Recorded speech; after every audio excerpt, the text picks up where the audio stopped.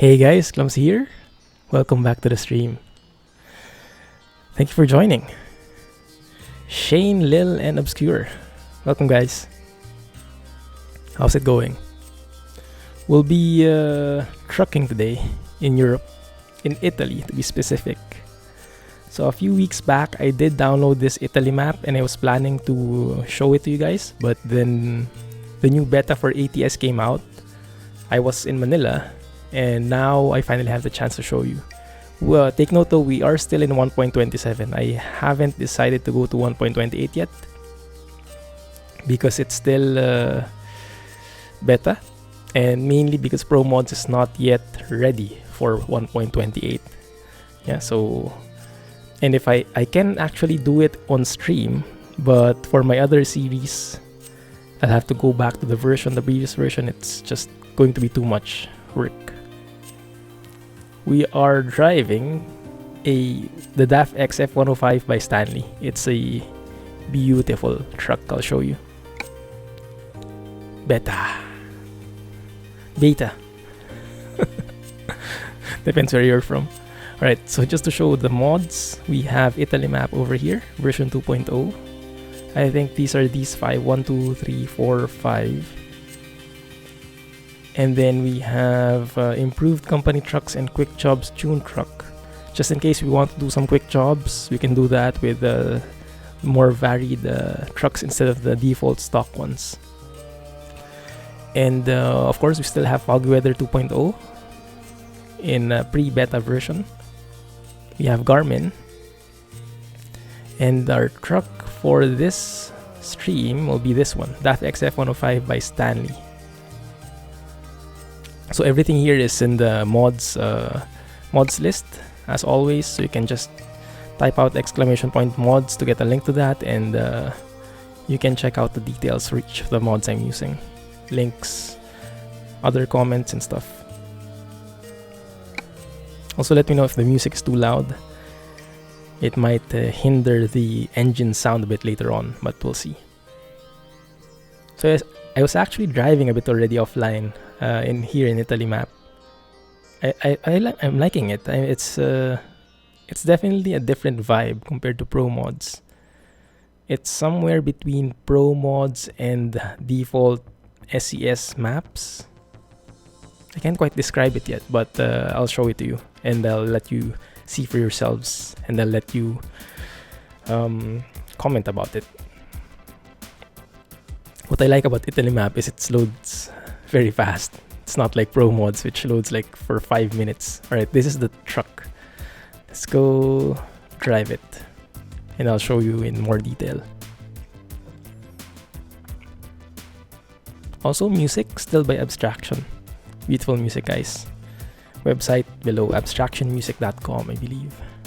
So we have DAF XF 105 by Stanley paired with Foggy Weather graphics. It's perfect. Alright, so let me show you. Let me do a bit of show and tell here.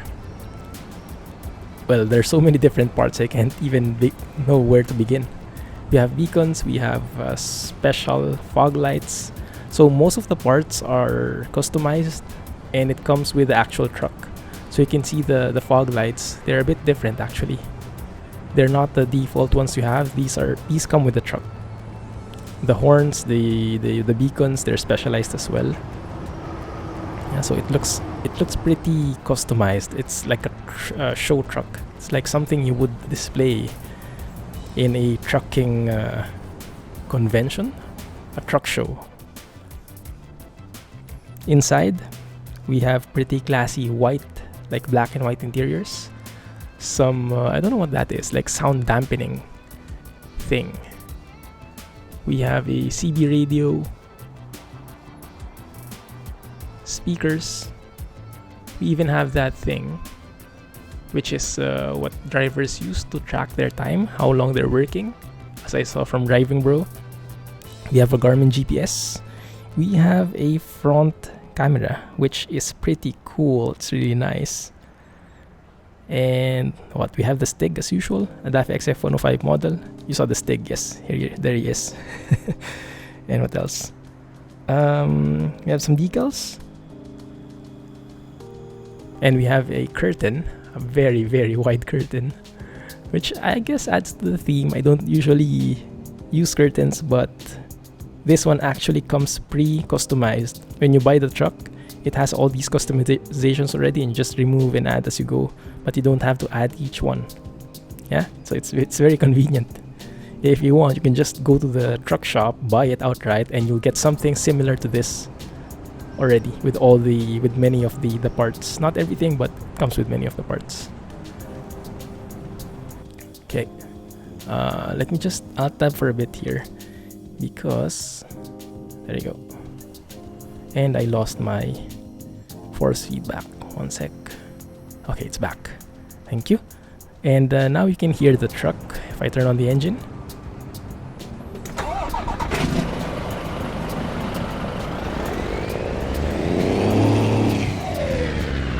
Let's turn on the parking brakes.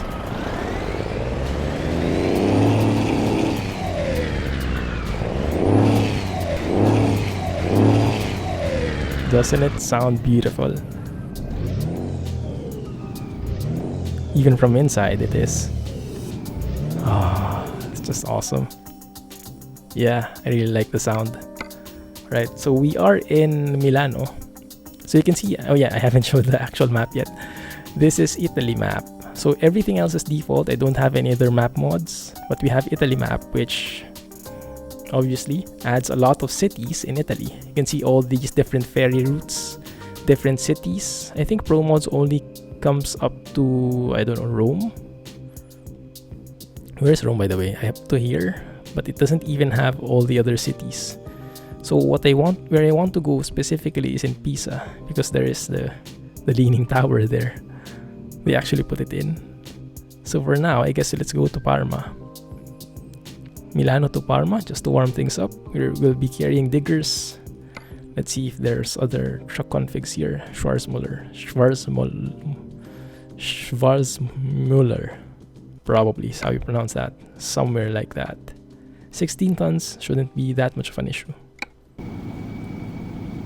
Blue. Alright, great. Perfect. So where is the trailer? Okay, it's probably to the right. And then in the dashboard, fuel usage, fuel info, turbo pressure. There's even something like that. Cool, right? Speed. For now, let's go with fuel usage, because I really want to practice my eco-friendliness. So if you guys have been watching the ETS2 videos this week, I did say that I've been watching a lot of driving bro vids.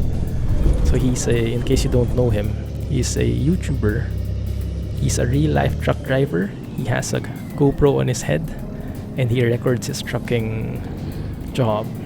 So it's really great to watch his videos, because you get a feel of how a real truck driver works in Sweden, and how to connect the cables, how to do things you cannot do in the simulator. And it gives you a real nice perspective of what we're missing and what we have currently, and how close we are to reality. It's a nice perspective to have. Okay, see, does that work? That seems right, I think. Yep. You're going to torture yourself by playing Bayonetta. Why? Why are you doing that? Why do that to yourself? I hate this chat. You know, when I use my scroll wheel, that's why I always have to alt tab, because the scroll wheel, when I use my scroll wheel on my mouse, it moves the things in ETS2, right? Like the map zooms out, zooms in, but it also moves my chat in my other monitor. It's just pretty weird. So I can't see your messages if I don't adjust it, because it's free on Steam. Nice. Do we need beacons? I think we do. Yes, there is a beacon behind. Okay, cool. It's fine. What time is it anyway? It is 9:26 in the morning, but it's quite dark. Let's maybe turn on our parking lights. So you can see the front camera there. It's moving in real time. It's just the mirror over here normally, but it's a really nice add-on. Instead of having just something or nothing there, you put a camera to add like a sort of premium feel, you know, on Xbox. Cool. Well, enjoy. Isn't there like a Bayonetta 2 already? So I'll try and do my best to be as eco-friendly as possible without causing accidents, but of course I cannot promise anything. You know what, I really like the Garmin GPS. This one is actually coming with the truck. It's not the Garmin GPS, that's a separate mod. But what I hate about it is you can see the destination. You can see the circle, the moving circle in the top middle of the screen. It's actually there, even though it isn't yet. It's in that direction, but it's not yet at that distance. So it has that bug, that common bug with the GPS, that the destination appears even if it's not yet nearby. That's the thing I hate, but everything else I really love.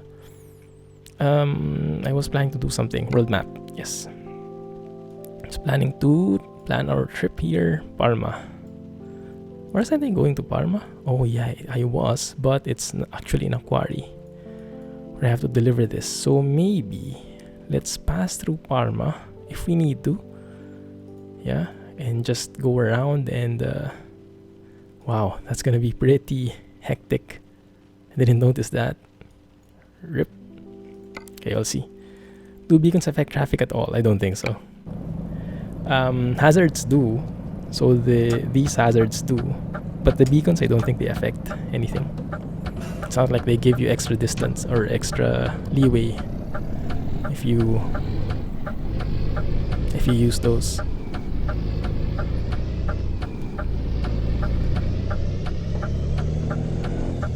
By the way, do these have steerable axles? I don't really know. Yes, they do. This trailer has steerable axles. Okay, cool. It's good to know. At least it will be easier to use in the roundabouts. It's a bit dark, isn't it? Let's turn on our lights here. You want to hear the horn. Yes, I think it comes with sound from Krishboom by default, the truck. So he cooperated with Krishboom to include his sounds by default. You don't have to download any other mod aside from the truck itself. You want to hear the horn. The horn is that one. Air horn, this one. It's never ending. And the normal horn is this one. Wow, if I go outside, it sounds like something for a ship, actually. Alright.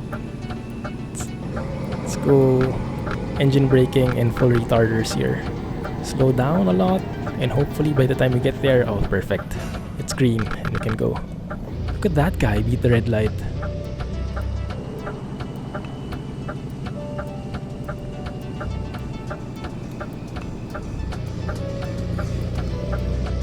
Oh, that is a horn. Exactly. Yeah, this is really one of those, you know it, you feel it. It's a very well-loved truck mod. It's something that's been poured a lot of effort into. It's obvious how much detail is put into it, and how much it's just a full package, you know. You don't need anything else. If you have this truck, you don't need to add the sound mod, you don't need to add some parts, you don't need to modify anything. It comes with everything, even the GPS. I think I have to switch range. Yes, I do.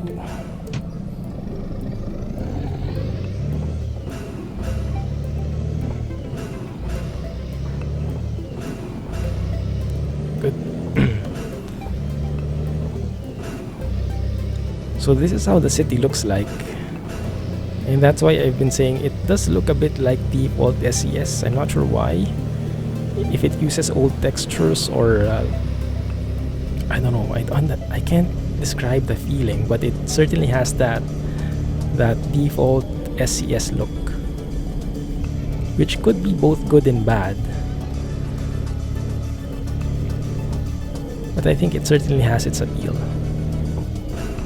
Somehow though, the roads feel cramped, even though sometimes like in here it's expected to feel cramped. Slow down a bit here. Retarders.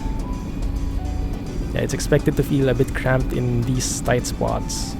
But in the highways, I would expect like more lanes, or I don't know. I'll let you see the highway later on when we get there, and I'll let you comment. Let me know what you think about it. Good. Just take it slow. I think we can close the lights now. There we go. Okay, we're entering the highway actually. I do like the signs though. The signs are pretty, I think are pretty accurate. I think I remember seeing those signs when I was in Italy. Those kinds of looking signs.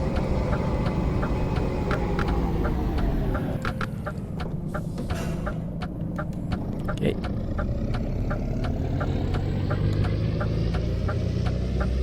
Entering the highway. Even the indicator sounds are quite relaxing to listen to. What's the difference between the engine brake and the retarder? It's mainly a difference in the mechanism.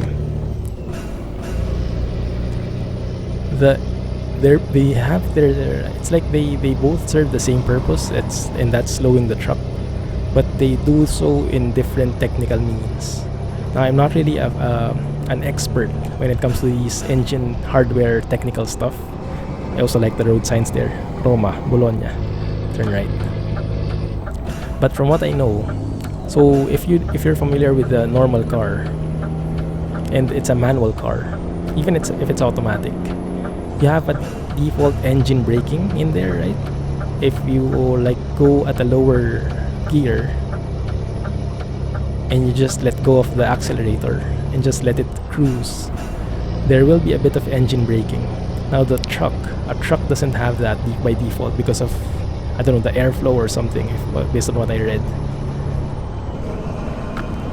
So there is a separate switch to release the gas or to release the air inside, something like this, which triggers the engine braking to have that same effect. A retarder, on the other hand, limits I think it's a transmission based thing. So it limits the actual output of the engine, is it? Something like this. But yeah, as you can tell, I'm not really the best to answer that. Wow, the engine actually died. Too much braking. Got to go. Alright, have fun with Bayonetta Obscure. Thanks for dropping by.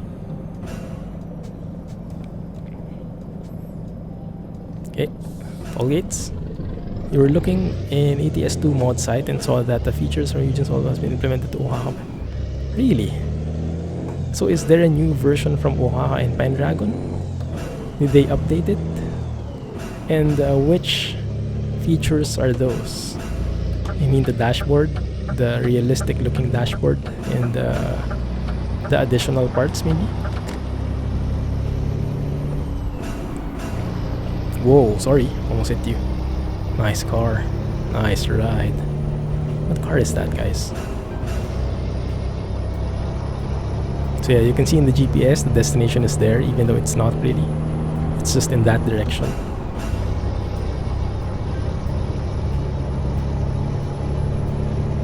Alright, my goal is to lower the fuel consumption to 40 or even lower.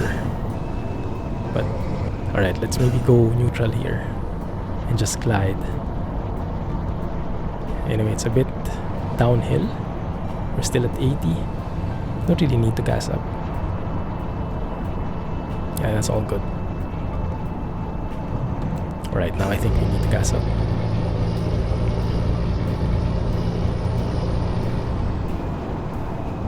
Okay, I think that works. Yeah, I really like Eugene's version of Volvo. It's a pretty well thought of mod with so many realistic looking parts. Like when I was watching Driving Bro, he drives these new Volvo FH from time to time, or FM, but the new dashboard. And what Eugene did, it looks exactly the same as that. I didn't know it looked like that even before I before I watched Driving Bro, I didn't even know how the real new Volvo FH looked like. I mean, in the dashboard, and it didn't occur to me that it looked so different to what I was used to in ETS2. So I'm really glad that with Eugene's version, it's updated. It's the real thing.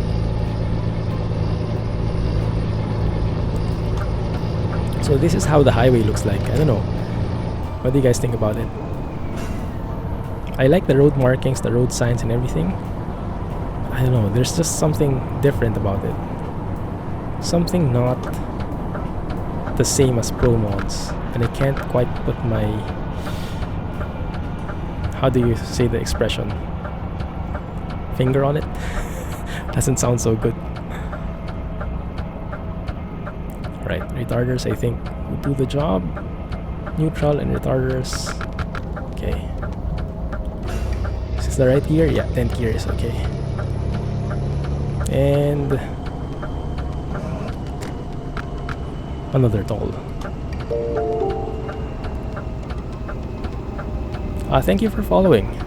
Don't usually say out the names though, just to protect you if you're a lurker. But feel free to say hi so I can call you properly. And thank you for the follow as well. Yeah, double follow guys, thank you, appreciate it. Did I just miss that? Yeah, I missed it. It's the 1.28 version. Can I not pay here? There you go. Features are headlights, tow bar, bumper, spoilers. How about the dashboard? The dashboard is my main thing because it's what you see every time. The parts, honestly, I'm not really that excited about the external parts because as much as they look cool, for me, the existing Volvos already have a lot, and I'm not really the hardcore customizing guy. Don't really customize it to the max level. Usually, I keep it simple, I keep it plain. So I don't really, I'm not really that much affected by it. But the dashboard, that's what I really like. Okay, is this, okay, no traffic lights. Right? Thank you. 7th gear, we'll do the trick, thank you.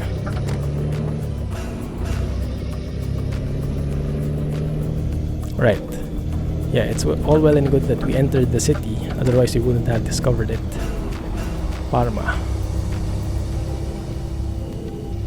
I think I should stay left though, because we'll be going around here this entire roundabout.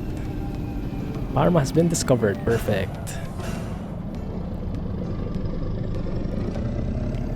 7th gear. Yeah, that will do.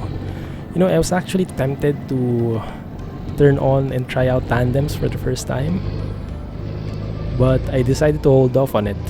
Look at how beautiful that trailer is rotating with us thanks to the steerable axles. So yeah, I was thinking of trying out the tandems, but then I think there is a limitation before 1.28 that, I don't know, is it like there is no dolly or something in the old versions of the tandems because of technical limitations, and it's only with ETS 1.28 that can be implemented fully. I think there is something like that, so I think let's wait for the doubles, let's wait for the tandems until 1.28 hits, and we'll do that. Dashboard is in a different mod. Oh, but you can do it. I mean, you can still have that kind of dashboard even with Oaxaca and Pendragon's Volvo. You just have to download a separate mod. That's good news. Yeah, that shouldn't be too hard. Although for us, at least in the series, RIP, sorry about that, didn't change range. Yeah, I think for us we're good right now. We have Eugene's Volvo. Pretty happy with that. The only thing I have left to do is to download the stock sound from Fishboom, specifically for Eugene's Volvo. I'm not sure though, Shane, that was you, wasn't it? You tried the default, the stock sound from the original version and it still worked? It wasn't specifically for Eugene's version? I wonder what's the deal with that. Why Krishboom needed to have a separate version for Eugene when the default one worked fine. Oh man, here comes the zigzag. Here comes that intestinal road. Okay, well, good luck to us, but let's take it slow.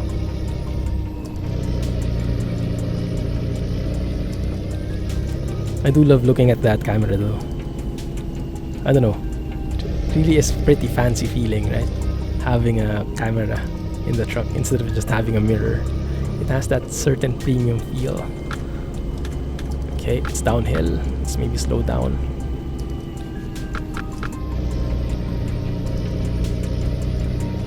Okay, it's not downhill anymore. Alright, so maybe we can take a photo here actually. Maybe as we turn we can take a photo. Let's try. Let's try it out after when we get to the sharpest bit here. Like maybe here? Like that.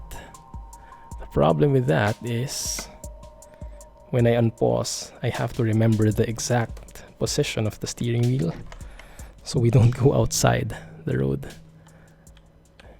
Oh, it's not that sharp. The turn wasn't that sharp. Even the wheels, even the tires at the back don't really steer that hard. But I do like it. I do like the look of this. Field of view. There. That's beautiful. That is beautiful. Look at that. Even the trailer is matching the colors. That's a thumbnail shot right there. I like.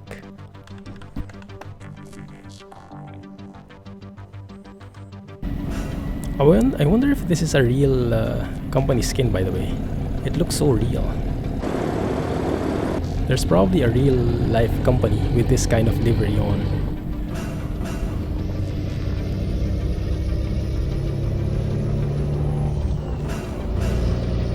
Right. One last loop and one last bend and we should be home free, I think. Yeah, it wasn't as sharp as I imagined. It's not like those Viva Mexico bends. Those were extreme. Or maybe we just have a very agile and nimble truck here with trailer. That's why we didn't have much of a hard time. Oh, I like that. You can see the other vehicles actually traversing the zigzag as well from a different angle, from lower.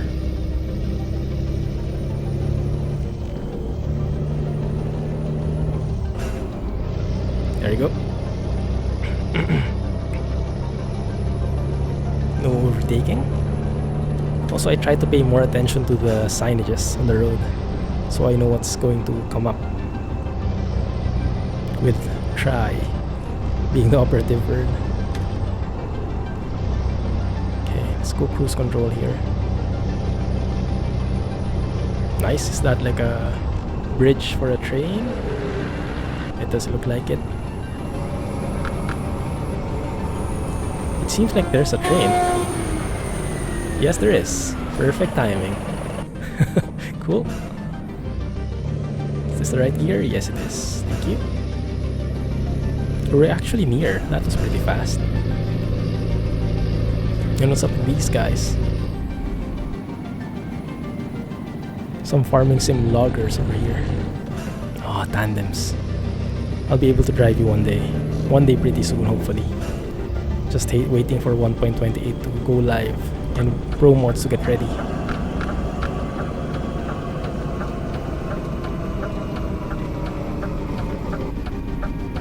Okay, no point in rushing since it's a red light anyway.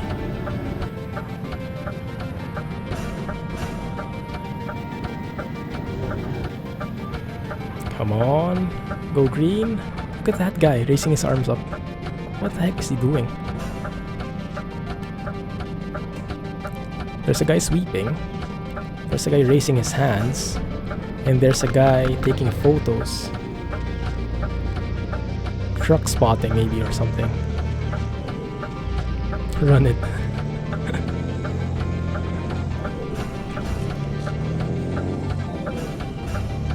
Maybe this guy is posing for that guy, for an ad or something, for a blog.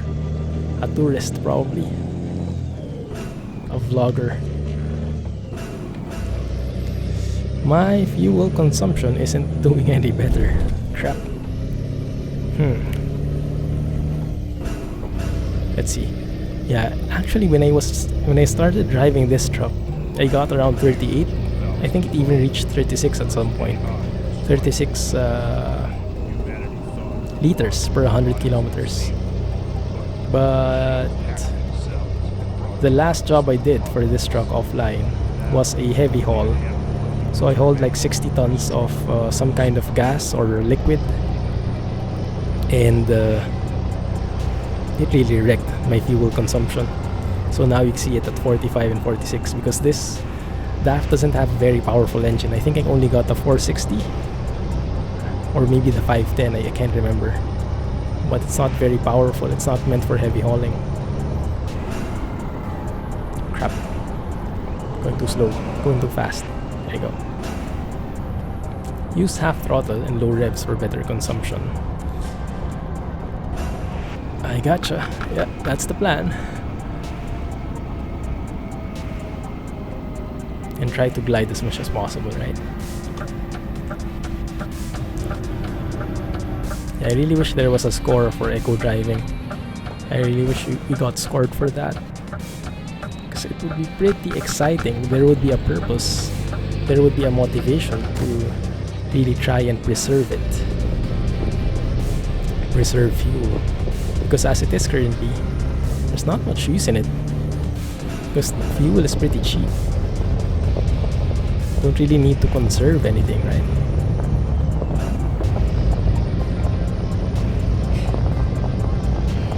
Yeah. Right now I try to keep in the green zone as much as possible. 10 to 1500 RPMs. I think that should be a good start. You would score an F every time. Because you would go 180 everywhere, right?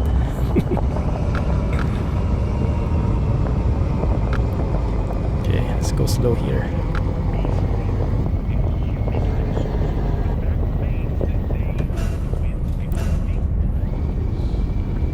Okay. Let's just glide inside.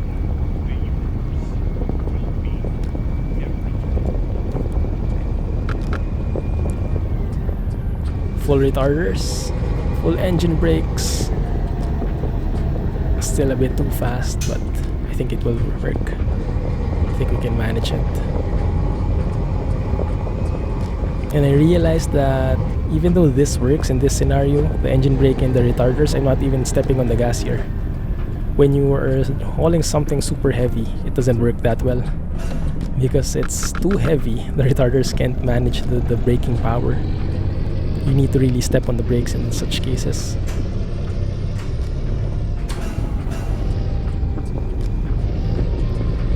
Right, I think we go down.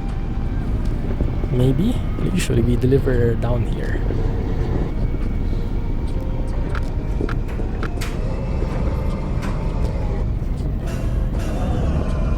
Okay, full engine braking. Slow it down. This might be the invisible parking spot again. Are you guys familiar with this drop-off point where the signs are below?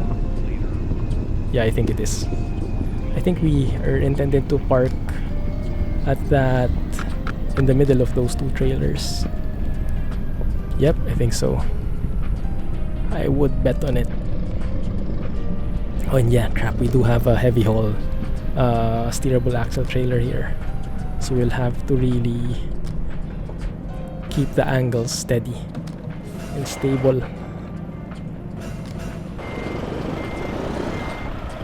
Because this trailer is pretty feisty. Yeah, feisty indeed. I think I'm gonna hit that guy. Let's see if we can still manage to steer away from it. We can. I think we should be able to.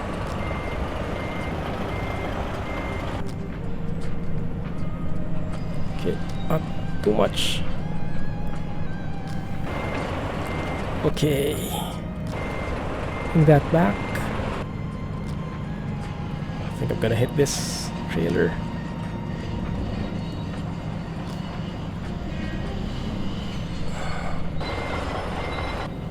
Okay, let's go forward a bit just to be safe. Keep it real. Oh, it's ready for unloading. No, no, no, I won't accept that. That's too cheaty. There we go. Let's pull it and then let's go back. Easy peasy. Right side is good. Perfect. So it should be somewhere here. There you go. And if you haven't seen this drop-off point before, this is what I'm talking about. So if you go here, you don't really see anything, right? But if you go below, that's where the markers are. Even there's the lamppost is in there. And I'm not really sure why that's the case. If it's a bug in the default game, but yeah, that's how it is in this drop-off point. I've had that for like 3 or more times already. Okay, let's drop this off. Excellent. High value, 8K. Pretty simple delivery. Let's go and get another one. Hopefully there's something nice. Whoa. That's extreme, 951 kilometers. Is there something going to... No, there's nothing. I would really like to go to Pisa. In Italy, we only have option of Roma, Milano, or Lecce. You want this one? Are you sure? That's 950 kilometers. Long one, alright. Alright, let's go do that then. I hope we don't regret this. But we'll be discovering a lot of cities. So we won't be going through Pisa, but it will be pretty nice. So where the heck are we picking this up from? 111 kilometers away. What the heck? Oh yeah, okay. It's back here in Trameri. So we will need to go back the entire way again. I think it shouldn't be that bad though, because the job as I saw it had a deadline of like 7 hours. So we should be pretty safe.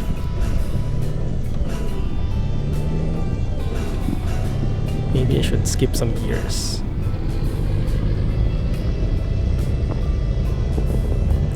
Reroute through Pisa. That's a good point. Yeah, that's a good point. Let's check out our route after we where's the exit? Is it this way? Oh, I think I should have gone the other way, huh? This is one way. Yeah, that would make sense. So I think we should have gone this way. No, that was a dead end. I remember that route, that was a dead end.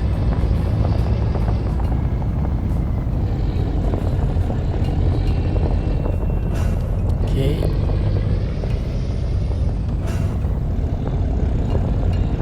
So refreshing to drive without a trailer. Feels weird though. Feels too light.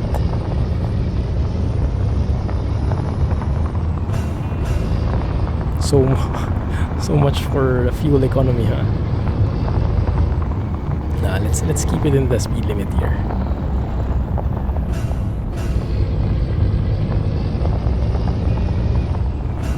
There you go. Just gliding through.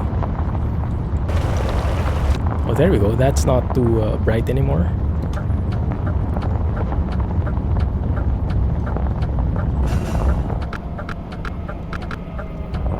Full stop here. Fine.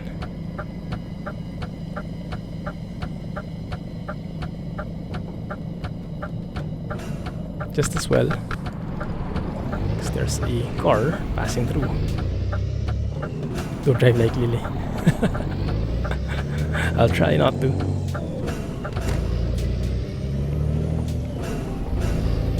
Okay, we're good.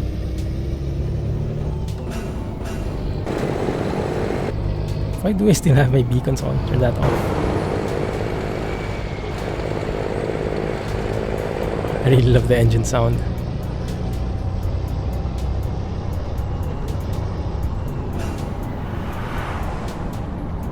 Glide it through. Yeah, exactly. You got it, Shane.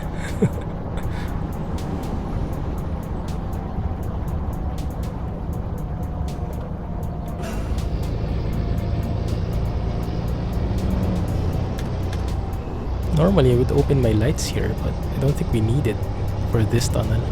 It's super bright. Great lighting here. This is what I miss though. I remember driving through Italy in Pro Mods, and I was just so constantly wowed with the level of the highway system in there. Like the interchanges were something like, I don't know, it felt like the tentacles of octopus or something. So complicated, it was so much a pleasure to drive in. I don't see those kinds of interchanges in here. It's more like the template interchanges. So I wish they would, hopefully they would improve that as the versions go along. But it is a very good start. It is a very detailed Italy map. So I'm happy with it. It's a nice change, and it's begun to rain. Okay. Triple wiper hype.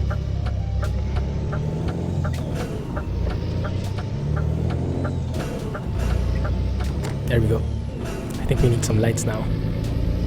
And we're going to go through that zigzag in this weather. Tentacles of... How do you really pronounce that? I've been wondering that for a long time. Is that like Tultu? Silent C.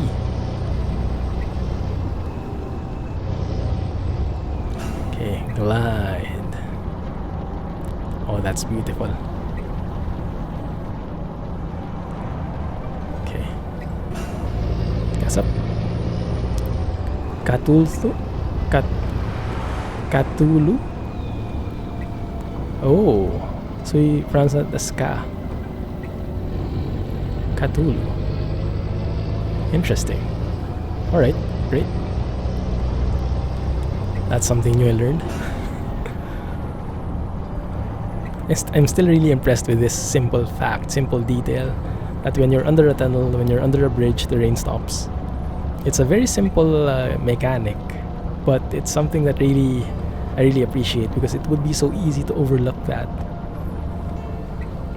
And I think that was something that was implemented throughout the years, in one of the versions, as they were improving the game bit by bit. 8th year?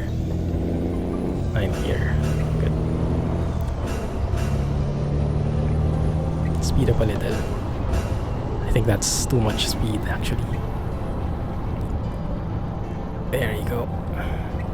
And let's just glide through everything else.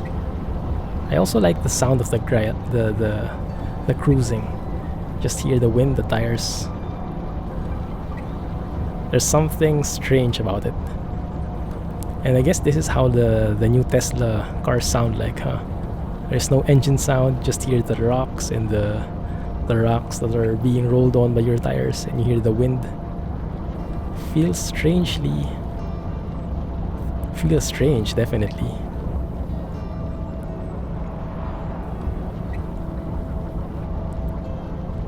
Yeah, something like that. Okay, this is uphill. Cannot manage that here.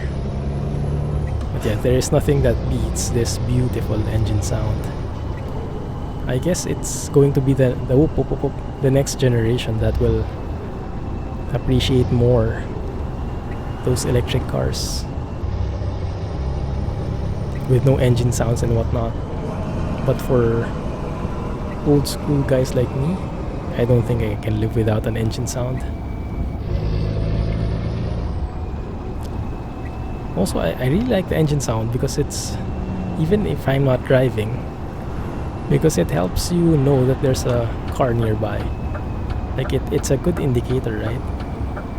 And I don't know, it just feels like if there is no engine sound in there, if it just feels like this, and a huge truck is coming your way. Imagine when when electric trucks come out, because for sure sooner or later they will come out. Yeah, I think Tesla has a plan for that as well, based on their roadmap or something.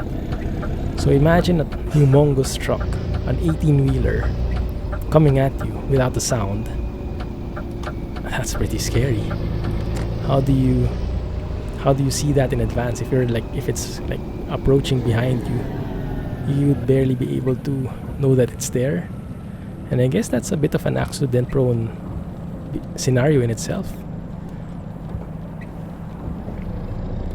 Because if you can't see something, if you can't hear something from like miles away, then you might be distracted, you might be doing something else, and you won't be able to react accordingly.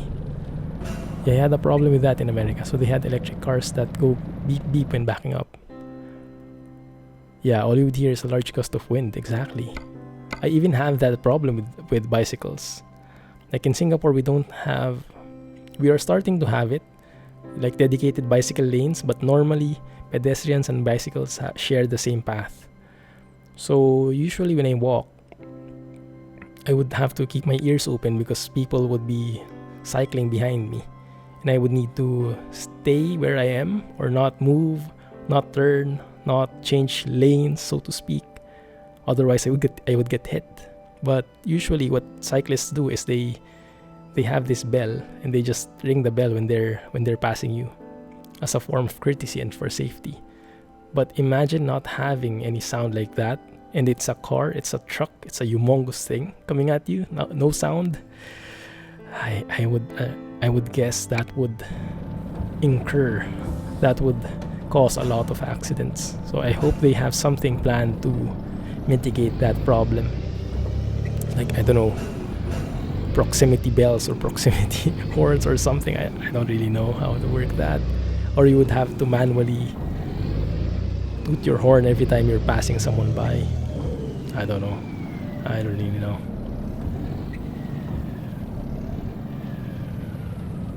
Am I hearing that right? That sounds pretty cool. If you guys have your headphones on, listen to this. Can I turn off the engine? Wait a minute.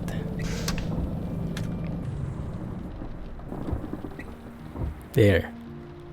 You can hear the pitter-patter of rains. That's part of foggy weather. But you can also hear actual wipers squeaking and moving. I don't usually hear that in trucks. I don't think I do. A speaker playing engine sounds. I think they actually did that in some electric sports car or something. I think they actually did that, but it wasn't for the purpose of the pedestrians or the surroundings. I think it was the purpose of driver satisfaction, because even if you have something that fast, people are very accustomed to the engine sounds, and if it's not there, it feels like something is missing. So I think that's why they put it in. They put electronic engine sounds as you step on the gas.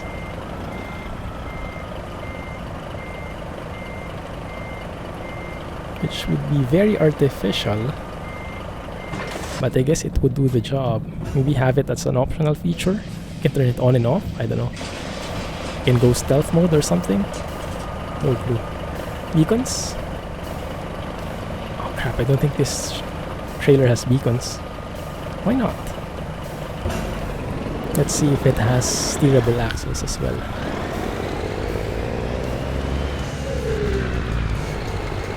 Does it? It does. I think it does not. Wait. It does. Perfect. Okay, that will make my life a lot easier. Although yeah, it doesn't have a beacon. But anyway, let's leave that there.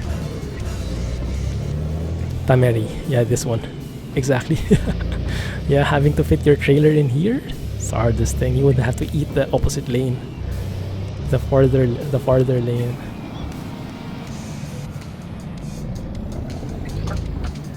And when exiting like this, you would have to make sure your trailer goes out entirely before you steer, otherwise you'll get stuck, like me.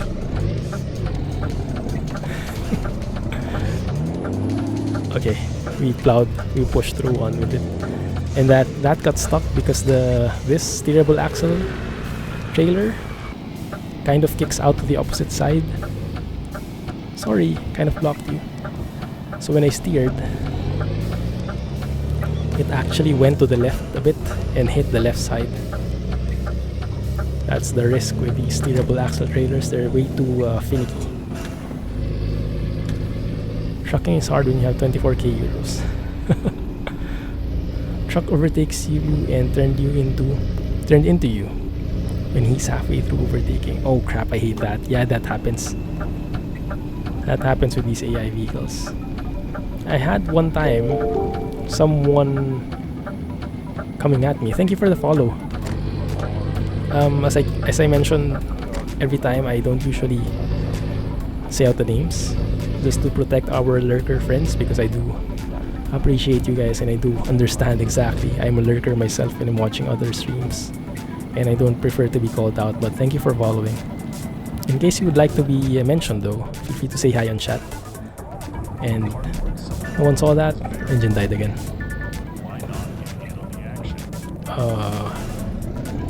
Okay, a few inches away.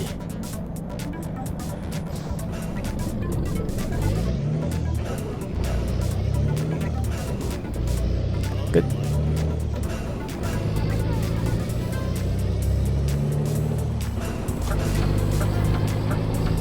Okay, so hopefully, oh yeah, I haven't rerouted yet.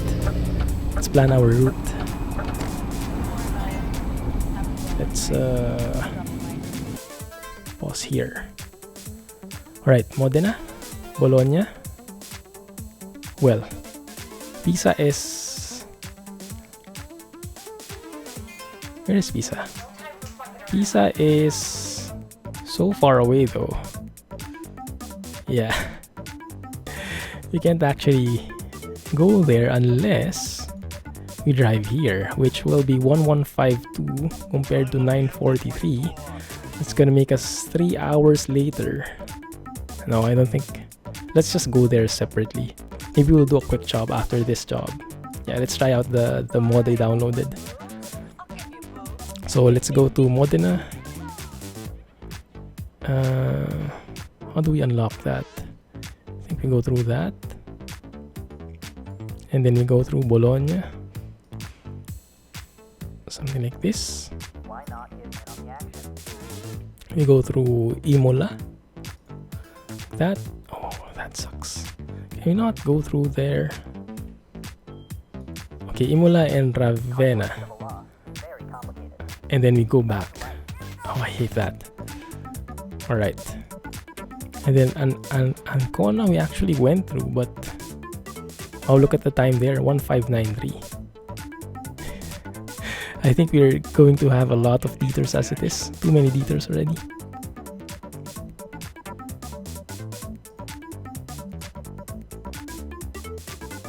Something like that. No. 6, 7, 8. Yeah, that way. And fog, yeah. Yeah, we're gonna be late here, and I actually cannot add any more waypoints. It's too much. Okay, wait a minute. Is that good? Why does it feel like it's too long? Oh, this is 10. That's why it's too long. Alright, I see. Yeah, that's super weird. Yeah, but I just want that. There, so it's not too long anymore. It is still quite, but I think that should work.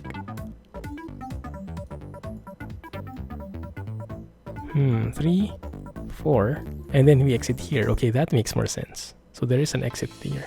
Earlier, it wanted us to go all the way back here and into the highway. Okay, good. Looks good. 4. Why is that 10? That shouldn't be 10. That should be 5. There we go. 5, 6, 7, 8, 9, 10. There we go. That's perfect. Okay, that's not as long anymore. And after we get to Pescara, remind me guys, alright? Because we'll have to reroute again. because I want to also explore Foggia and Bari. Wow, that's going through the entire east coast of Italy here. Hopefully we get some nice views. Good, let's get going.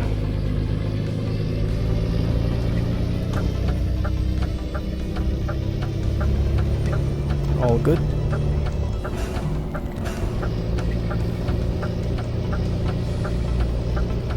Yeah, the interchanges are mainly like this one. It's like a default SCS interchange prefab. So it's nothing special, but it's kind of nice as well because of all the road markings. They really add a lot. I mean, having the highway is one thing. Filling it with all those realistic road signages, that's entirely a different thing. And that's something I really like. Helps make you feel that you're in a certain place, you know. Because you can put anything like a highway here and you can say, oh, you're in Germany, you're in Italy, you're in France. But the main thing that would make it different are the road signs, because they're different in each country. So I like that he put in a lot of effort to do that one. There we go. Let's lock it at 80, and then when we're passing through a downhill, let's stay neutral and pick up some speed so we have some allowance. That means we'll be going beyond the speed limit a bit, but I don't think it should hurt that much, theoretically. We'll see. And a reminder there by our friend Nightbot. If you have a Twitch Prime subscription just lying around and you're wondering where to use it in, feel free to use it on my channel. Some shameless plug in there. Oh crap, this guy. Alright, it's a police car. So you will gain access to a subscriber role in my Discord server. Specific GG emote that looks like 99% like the CG logo, which you can use everywhere on Twitch. Also in Discord you can use it. What else? So many more things. And let me stop, let me focus a bit, let me try and slow down here. Full retarders, full engine brakes, and a little bit of service brake touch. Okay, no vehicles in here. Good.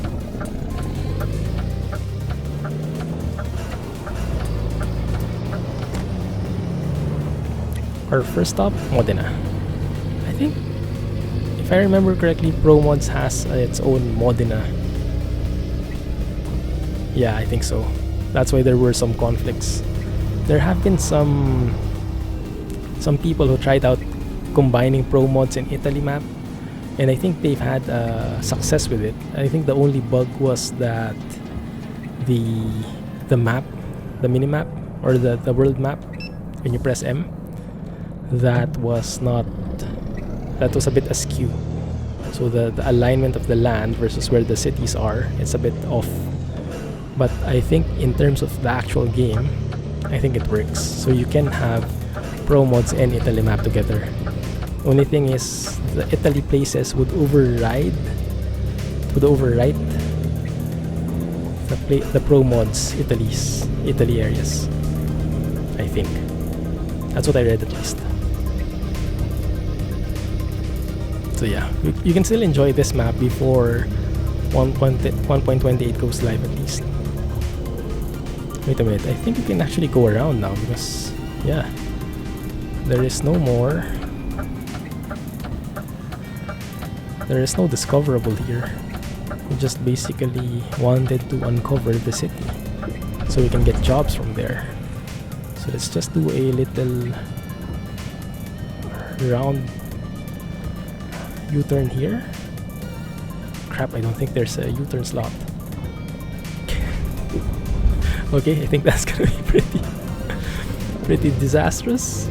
But I think let's see if we can manage that.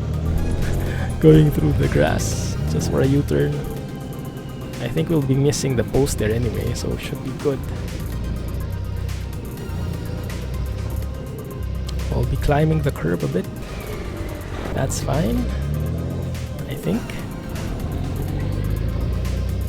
Okay, there we go. And we are out and about. Good.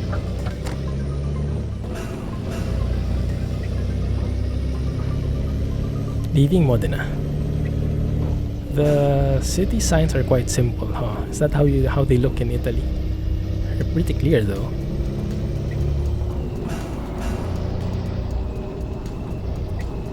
Okay, another toll gate. Getting a ticket and everything.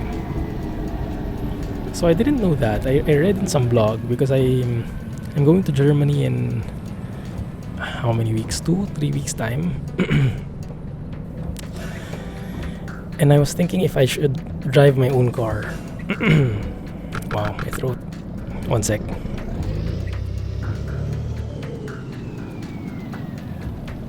Let me grab some water as well. So I was thinking if I should rent my own car and drive it instead of taking taxis and everything. That would be much more cost efficient.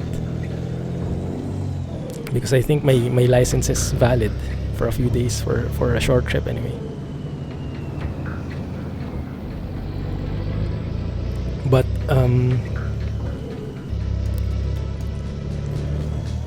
I decided against it because I never drove in Germany before. I never drove in Europe before in real life, even though I've had a lot of practice with trucks in this game. And I do have a colleague who is already renting a car, so it would be kind of redundant to have two cars and just be going the same way anyway. So I think for the first time there driving, yeah, I won't be driving personally. I'll just be studying the roads. But as I was researching, I saw this post. There was this blogger who did drive in Europe. He was a Filipino as well, same as me. He had a Philippine passport, and he was sharing his experience with renting a car and driving in Europe. And he mentioned something about the toll gates. Like, they thought the toll gates were free, but apparently you had to have like something like a sticker. Forgot the exact term, a vignette. Something that authorizes you to pass through that highway, and you have to pay for that sticker or sign on your windshield. And police officers would do those checks from time to time, and they would penalize you if they spot you without a license, a tariff or a vignette or whatever, a sticker, and you were passing through that highway.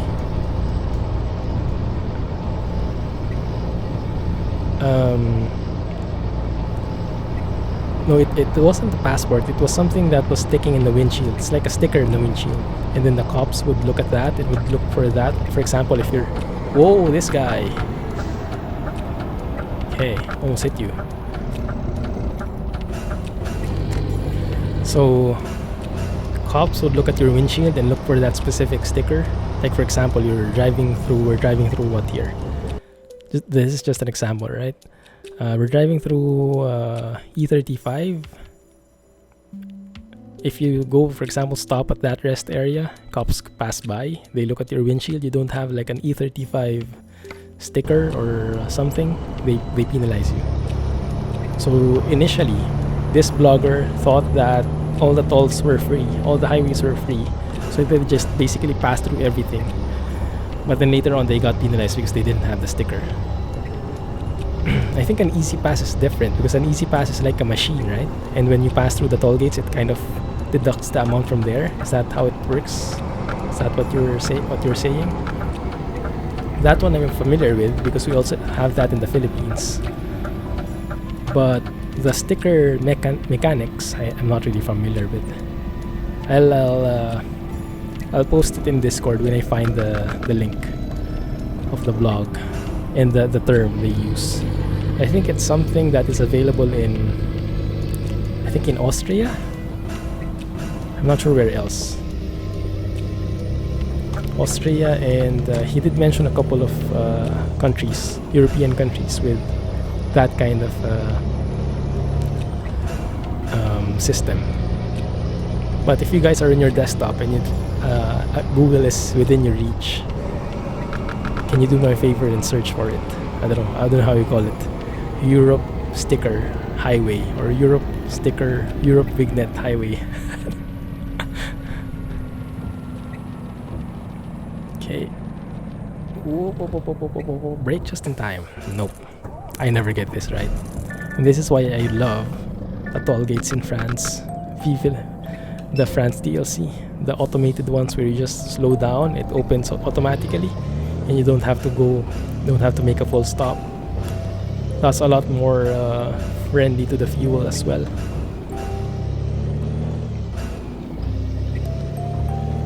Sleeping time, guys. Hear the music. Man, if you probably have been sleeping already, and maybe that's a compliment for me if I can make you sleep. That means the goal of the channel is being achieved, being a relaxing stream. Bologna discovered, nice.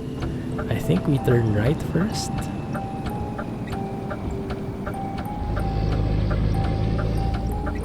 You have the France DLC, but you haven't played it. Oh, you will enjoy that one. Yeah, it features the latest in SCS's map making skills, so you really feel the difference there versus the default one with the base game. I can't say for sure if it's better than the Scandinavia DLC, because I do enjoy the Scandinavia roads as well. The parking spots, the difficult parking spots, the tunnels, the bridges, the interchanges, I really like it. Even without pro mod, Scandinavia looks really very good. But yeah, France itself, it's very nice as well. And those automated toll gates are a blessing. I wish they would implement those in all maps. Let's just make a U-turn here. I think so, Shane. I think so. Yes. Does that look like a sticker? I think that's the term I saw. And I'm not even sure how you pronounce that. Is that like a vignette or vignette? I have no clue. I never used that word. MAN coach passing us by? MAN Lions coach probably? Okay, thank you.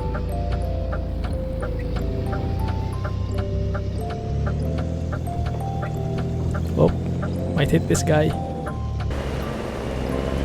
Almost, not quite. Thank you.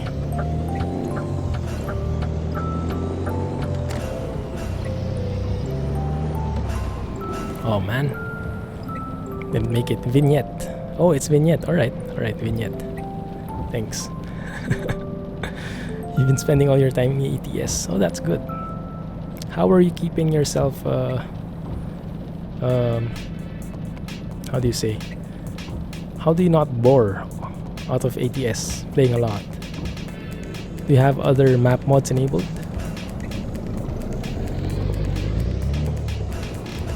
I have a weird thing on my minimap right now. I have to review it. One sec. Why are you... Okay, this is not... Remove that. Good. 1, 2... Alright, that's good. Coast to coast. Ah, okay. I'm not personally a fan of coast to coast myself, but I do see the appeal in it.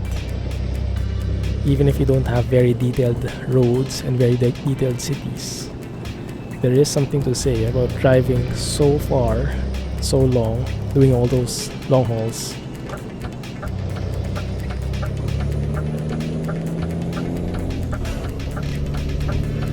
Why is it wanting me to go left?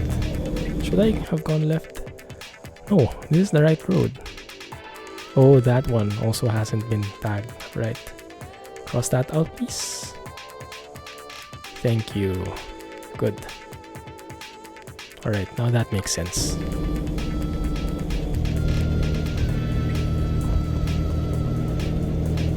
Did I leave a checkpoint? What do you mean? Oh yes, you mean why it's making me turn left? Yeah, the one we just found. Twitch delay sucks, doesn't it? Let's hit the wipers. More strength. Okay. So our fuel efficiency is getting a bit better. We're still at 43.7 but down from 46, 45. I think that's something.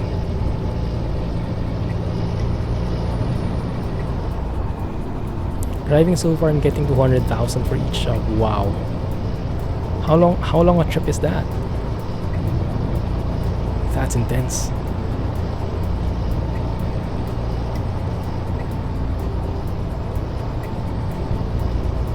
Oh, I really like this. I really like this road.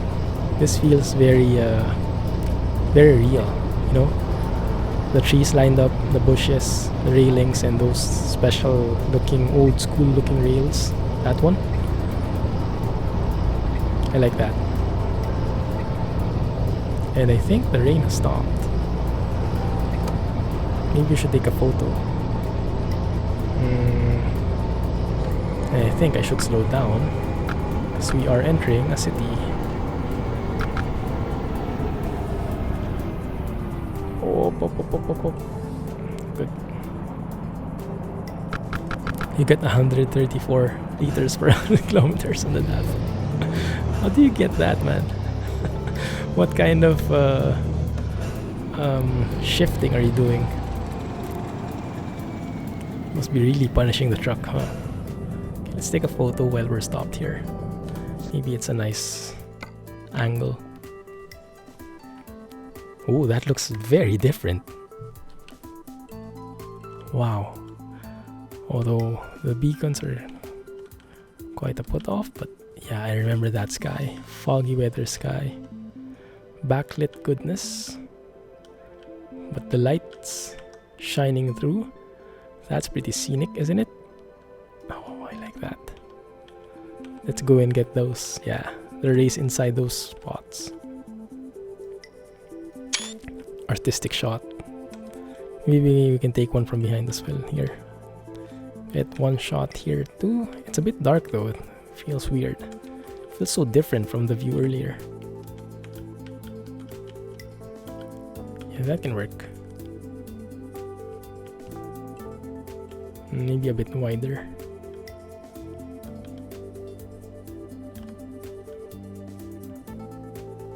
Yeah, I'll take it.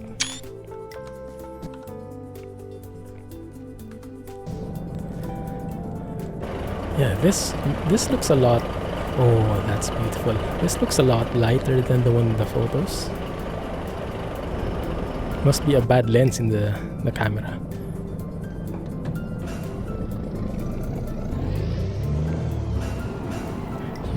I think the truck is still bugged. Are you driving the default DAF XF 105 from SES? Oh crap, red signal offense. Alright. Let's leave that then. Imola discovered. I hope I'm pronouncing it right. It is 8 PM. Wow, 8 PM in this kind of weather or day, sunlight.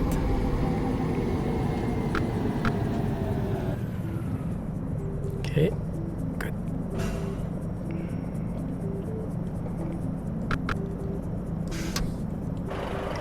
And it's a green light. Why not? Wow, Italy has a lot of those cars, huh? Pretty fancy sports cars. And just like that, it's starting to get dark. Maybe we should sleep. Maybe we should sleep. Yeah, that's a good idea. Let's look for the next stop and we'll sleep there. Probably in this city. Turn on the lights.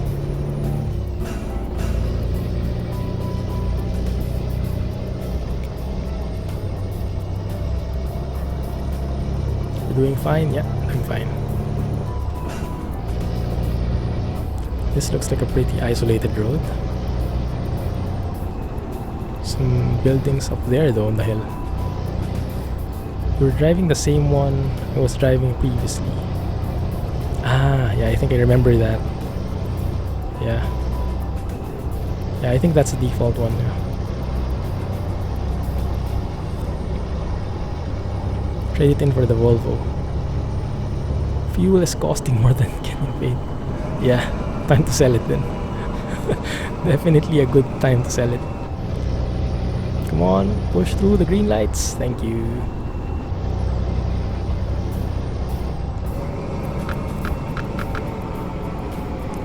Okay.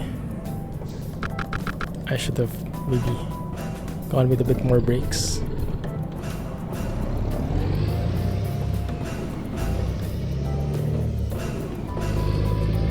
There we go. No beating the red light this time. Just beating the yellow light. Oh, look at that sky. Yeah. Is that what you call dusk?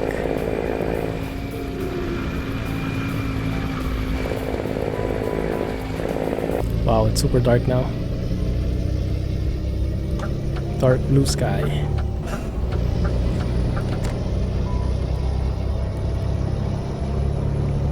Where are we going anyway? Oh, yeah, I remember this. We can actually stop there and refuel as well. Yeah, so after we discover that city out there, in the outskirts of Italy, we can go and sleep there. And then we resume in the morning. Sounds like a plan? Good. Right.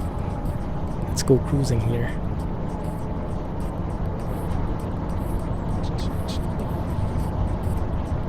I hope there's no cop that's passing by because I am speeding a little bit. Like 10 kilometers bit. And I have to slow down. Let's see if the retarders can help with that. And some engine braking goodness. Thank you. Sorry, ate your lane a bit.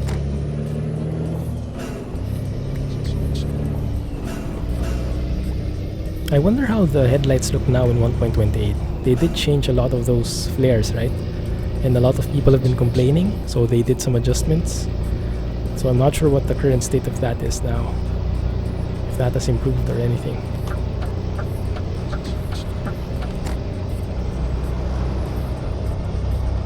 Ravenna. Okay, stick to the speed limit. This is the stop. That will be actually the other one. The other side will be the stop we'll be going through later. But right now, let's finish this bit and explore Ravenna. Unlock it. So I think it hasn't still been unlocked. There we go. Now it has. I think there is a discoverable there though, so you might have to still plow on through. There's already a mod for the flares. Oh, for the 1.28 version. Is that the same one from Firkin? The realistic lights? Yeah, there's something we have to discover there. Okay.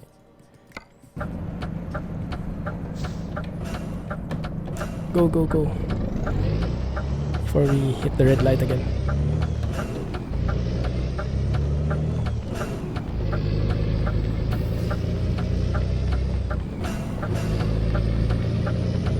ITCC.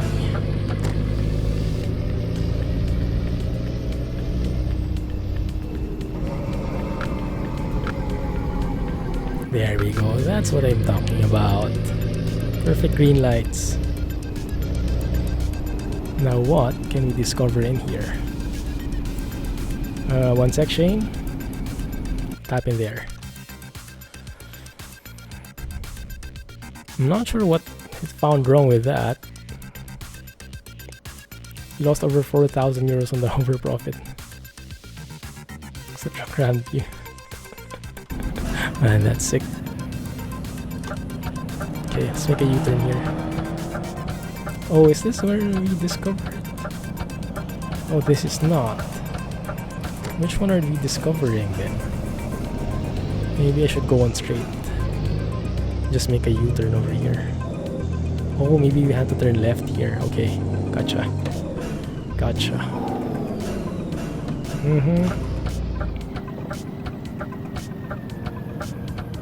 Where the heck is it? And what kind of aisle is that? Like a small circular aisle in the middle of the road. What's the use of that thing? It's like is that like an overbout? The smallest roundabout ever.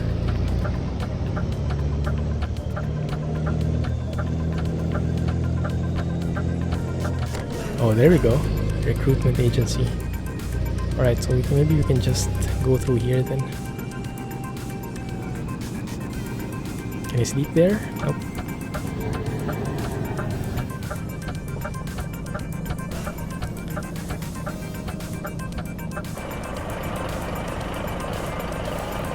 Why isn't that open? Wait. I have to open those. There you go. Bit more lights. And see how strong the lights here if I turn on the high beams. Boom. Boom. Boom. Yeah. It's really something. Especially when you drive at night. It's pitch black. Just open the high beams. And it's daylight like that. Hello.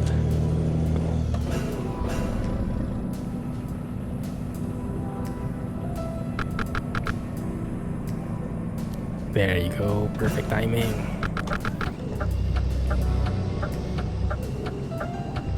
That's what I want. Efficient braking.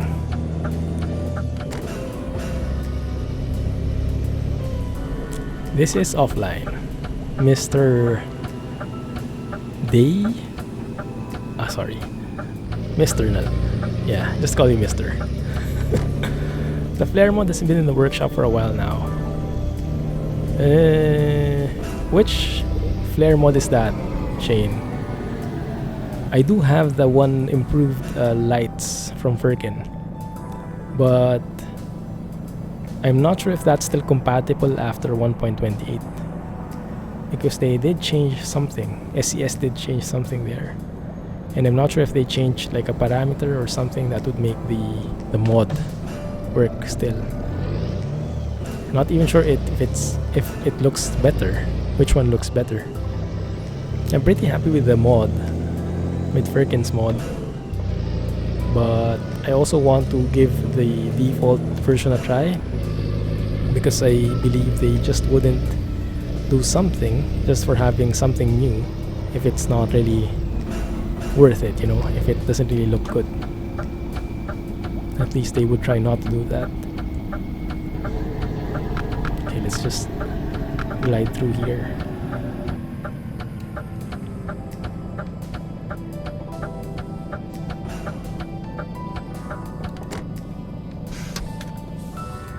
Good. Go out of truck.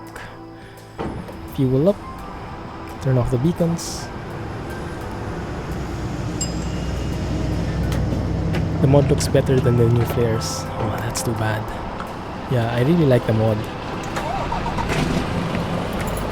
But I was kind of expecting the real life thing to be better.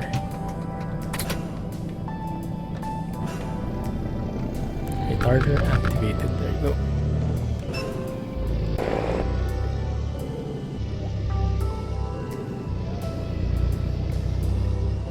Can you sleep? Let's look at this camera so we can check if we're near the gate. There, exact. Perfect. And see you guys in the morning. There we go. Perfect time to start drive. Beautiful morning. I like it.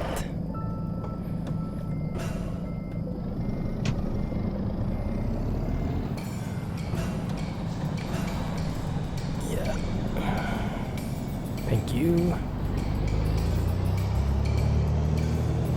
Now let's proceed. Wow, I think we just woke up in rush hour. Thank you. No, maybe not. BMW.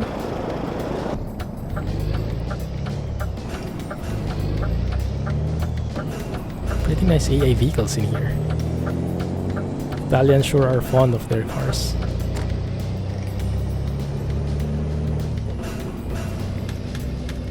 That's good. No need lights. It's pretty bright outside.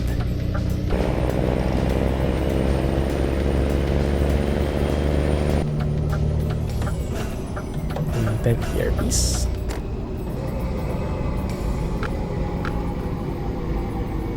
Slow down here a bit. Let's slow down here a lot. Okay. You seem to have lost your reverse gear in your Scania. How does that happen? Did you get... Is there damage on your truck? I know damage prevents you from getting your highest gear, but I haven't heard of it causing your reverse gear to disappear. Oh, I love the purr on that. You guys hear that? That one.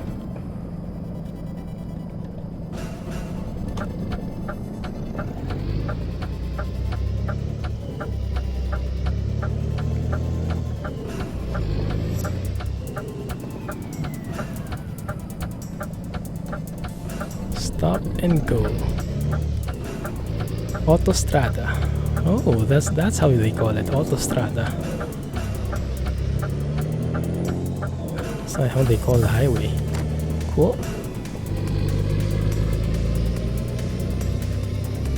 And the trademark sunflowers.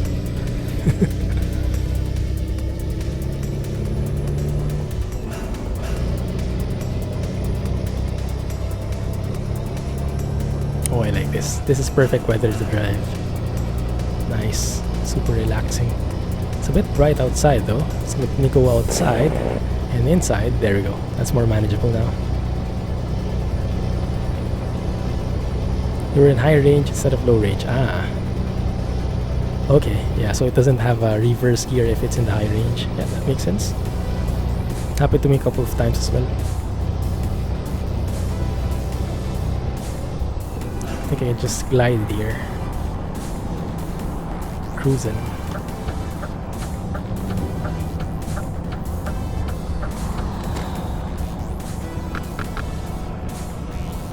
And I think there is a sharp turn ahead. If I am reading that map correctly.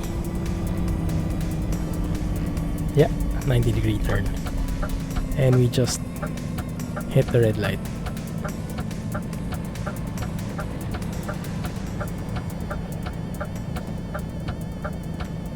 So when you have a when you have a gearbox that goes beyond 6 gears, you're going to wonder how to get to the 7th gear, for example, onwards. So normally you would have like a low range, which is like gears 1 to 6, and you would have a high range which could choose from gears 7 to whatever. You see that I'm not hitting anyone. So when you're in the low range, you have the reverse gear, but sometimes in some gearboxes, being in the high range doesn't offer you the same.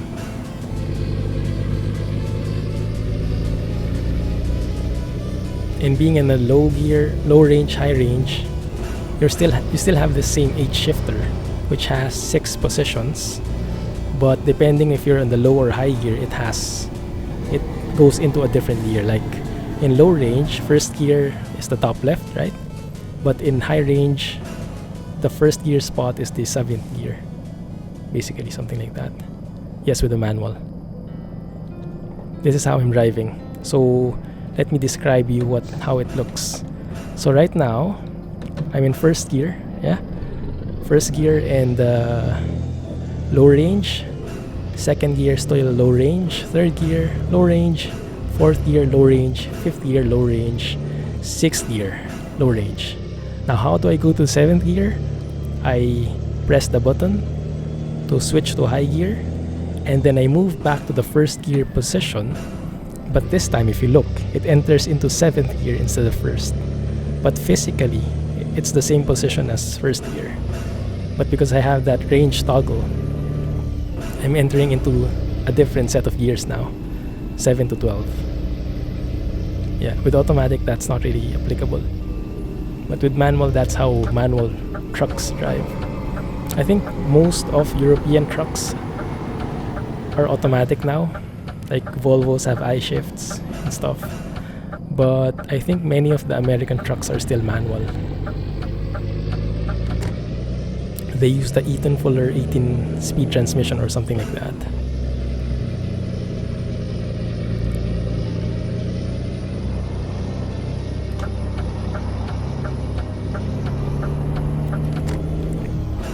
It's even worse because the manual transmission that these American trucks have, I'm not sure if it's still applicable, but before, maybe until now, the transmission isn't synchronized. So you don't just shift from second to third gear or third to fourth or whatever. You have to be in the right rev range as well. If you're in the wrong rev range, it won't go into the next gear.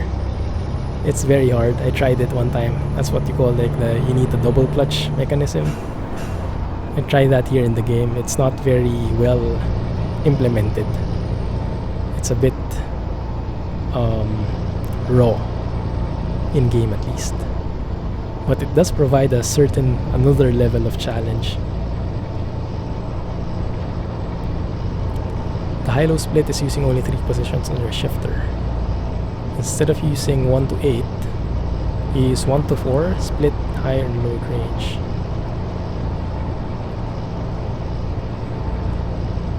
One low, one high, 2 low, 2 high. Yeah. Reverse the first gear. Ah, I see. Did you have to customize that yourself, or is that like a default layout? You know, until now I'm not really sure what the layout is of the Volvo. If you watch that last episode where we bought the truck, the Volvo FH by Eugene, and then I tried the shifter layout, the Volvo iShift 12 speed, 12 plus 2. I don't really get it. I don't get it one bit. Oh, that looks pretty scenic. Although it does look a bit too contrasty, huh? That's because of the NVIDIA settings, I think.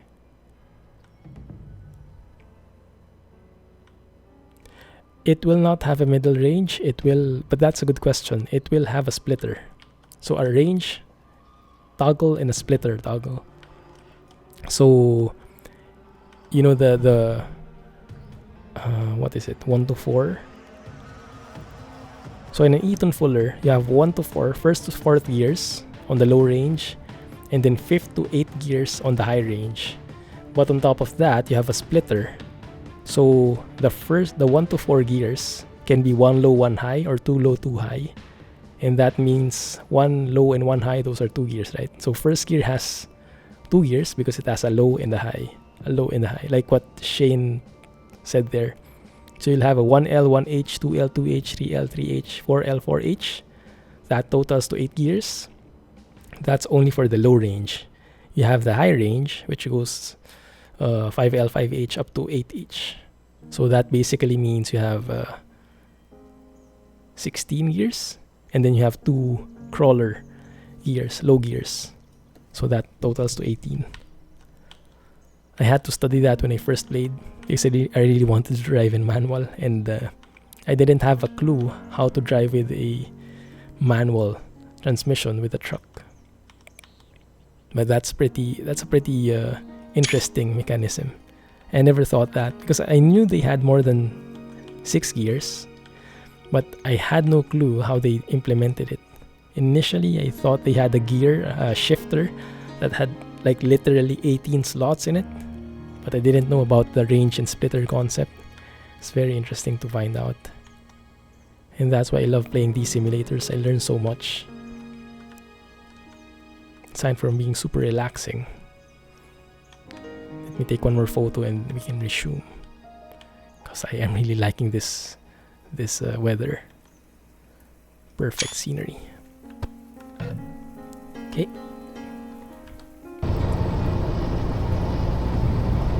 Okay, we still have cruise control, that's good.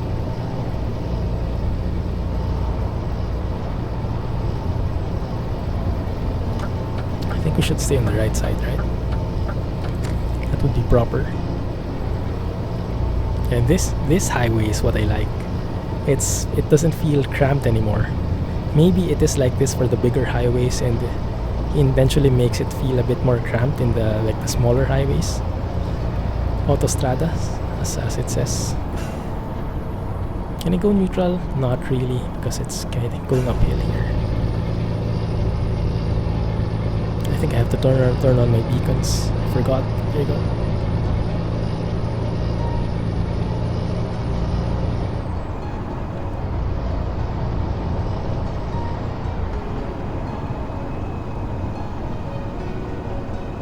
Good. Here I think I can go neutral.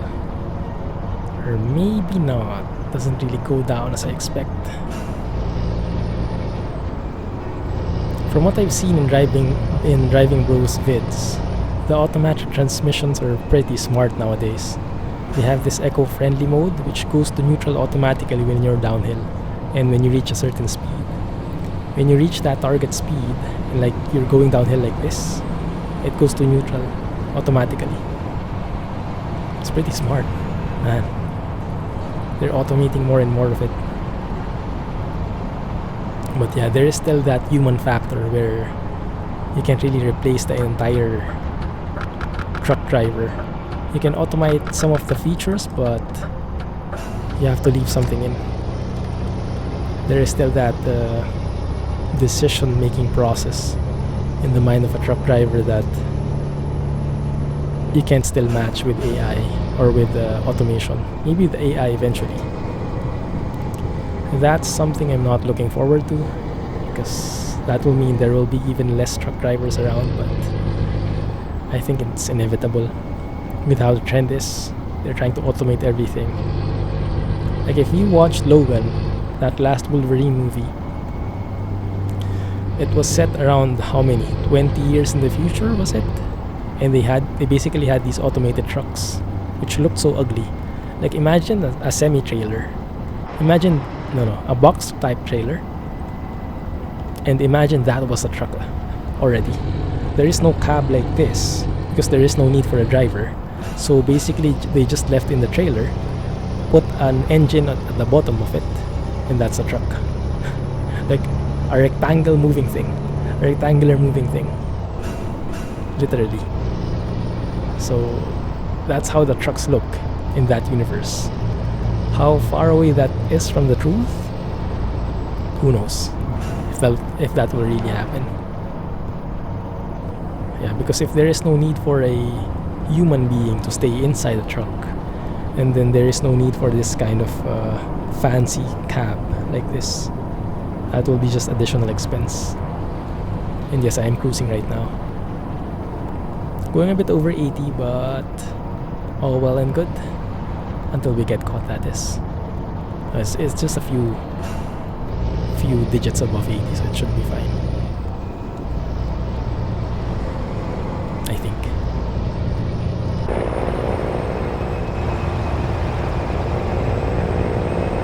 Nice. Okay, so this is where we can pick up this is where we can improve the fuel economy. Look at that, we're down to 42.8 and going lower. As I go through this highway, I'm expecting things to get a lot better. Although not at this bend though. This bend, yes. Yeah, this bit. I think... No, my bad. Actually, I'm still having a bit of difficulty seeing if it's downhill or not.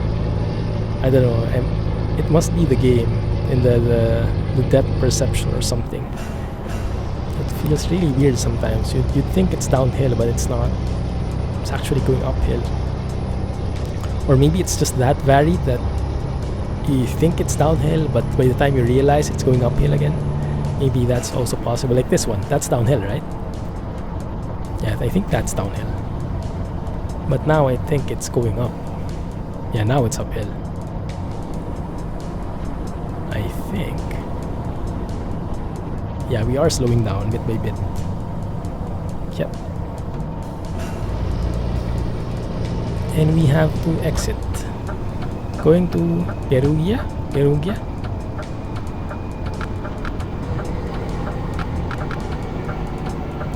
Speed limit here is 40. Okay. There you go. That's 40 for you.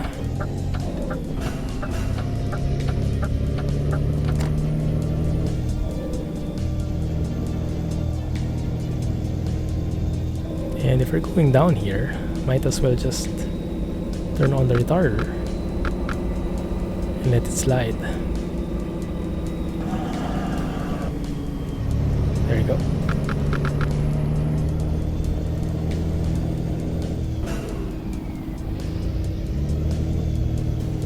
Looking good. Why am I not in gear anymore? There we go.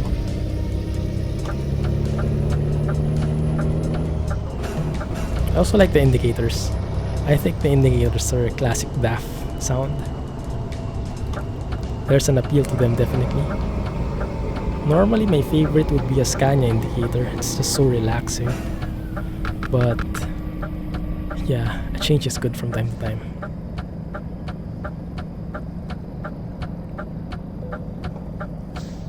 €31. Okay, that's not too bad.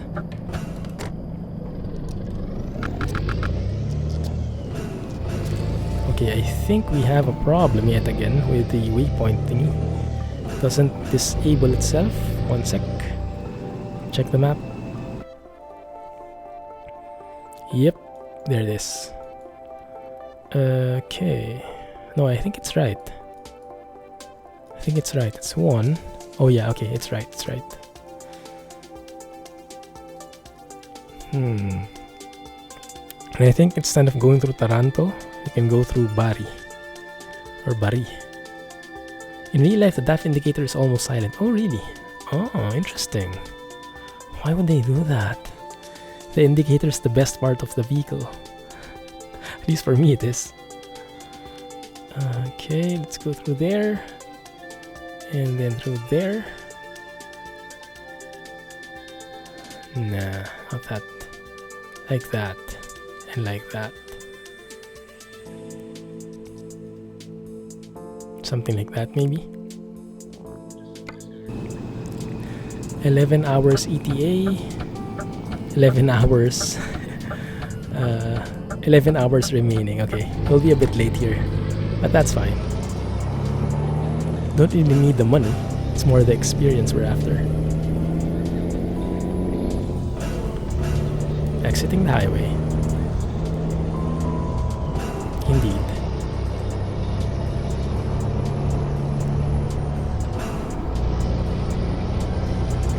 What time is it? 10 a.m. Looks pretty cloudy again. Hope it doesn't rain again. Although in Italy I think it rains a lot, huh?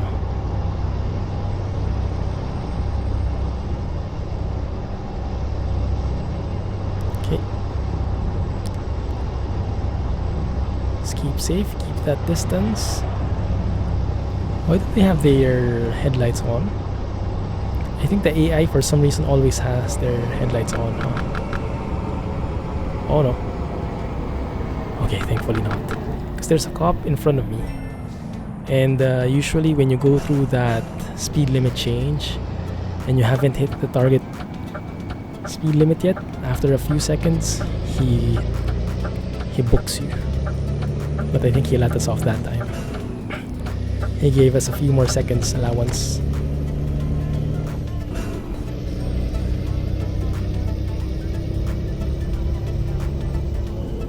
What's that? Right. A Renault.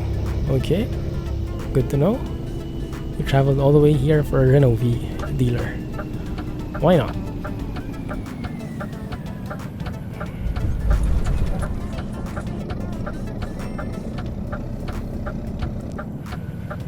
U-turn please. Thank you. Whoop, whoop, whoop, whoop, whoop. That was a close one. Let's go first. The Scania.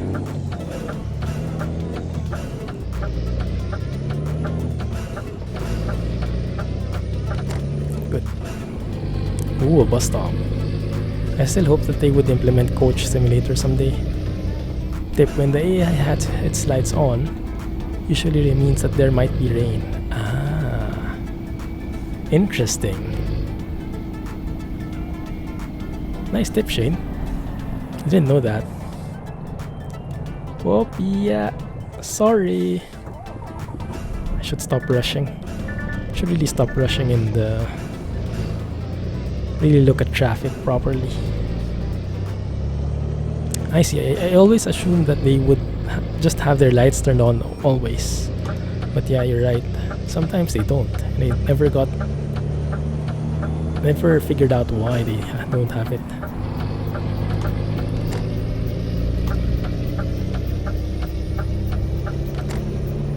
So they're like these, you call those? There are some animals that make sounds when it's about to rain, right?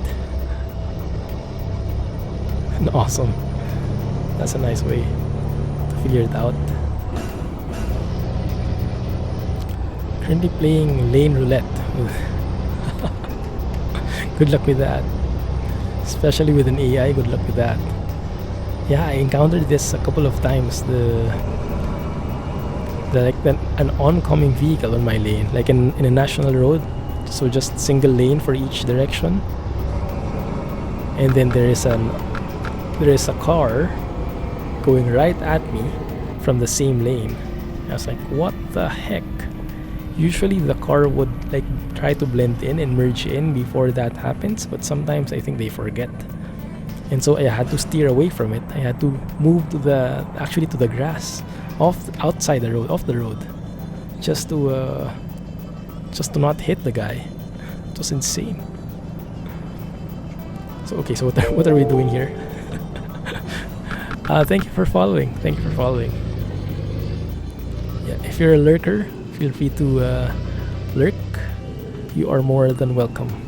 Totally understand, because I'm the same. And don't worry, I will not say any names. You will remain unnamed, my friend. But if you're not a lurker, feel free to join the discussion if there is something. And yeah, introduce yourself.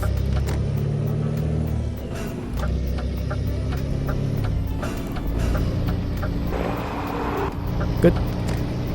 Let's proceed. Going where? Bologna? No. Going to Taranto. There we go. Yeah, I really like these signs. Yeah, I would guess that's pretty accurate for an Italian highway. This interchanges, though, not so confident that it's the exact thing. There you go.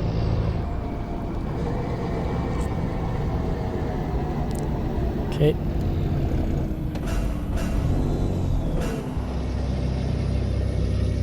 There, that's the right gear.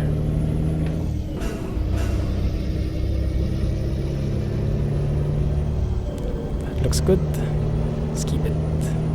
Yeah, this truck is surely a pleasure to drive. It's one of the best made trucks I've seen in quite a while. One of the best polished ones. So many different kinds of customization. You know what I like about it is it also comes with the customization intact. Like there is a template for how customized it is, so you don't have to enable each part on your own. Like if you just want a template, if you just want a configured truck, a pre-configured truck, you can go to the garage and buy it, and you have something similar to this. Or you can tweak all of the parts and do with them as you wish. Either way, you win. I really like it. Also, in terms of frame rates, I'm not really seeing any drops, so it is not a performance heavy truck. I like that. It's perfect. That's the Euro 6 DAF. Is it? Not really sure how to tell. Did the DAF XF 105 have a Euro 6 version? Or are you asking which one it is in the mods list? If it's the mods list, it's the one by Stanley. It's in the truck section near the bottom, I think.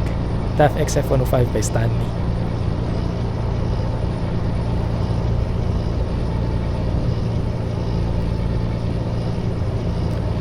And yes, welcome to the stream, by the way, bro.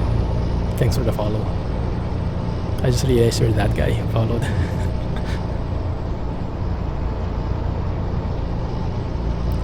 The mirrors are from the Euro 6. Oh, nice observation. How different is it from the Euro 5? Op. Sorry, my bad. Almost hit that green car.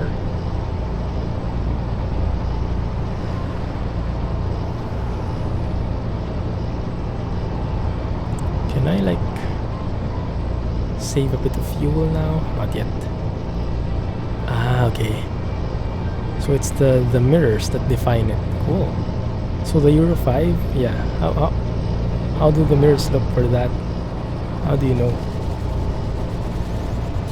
That's a nice tidbit of info right there. But looks like a Euro 5 truck. Maybe it's because it's customized. So it shouldn't look like this, huh? Interesting. But I guess with all the customizations, having those mirrors customized as well wouldn't be that far of a leap, would it? I like that police car. Carabinieri? Is that how they call the cops? It's a bit long word, huh?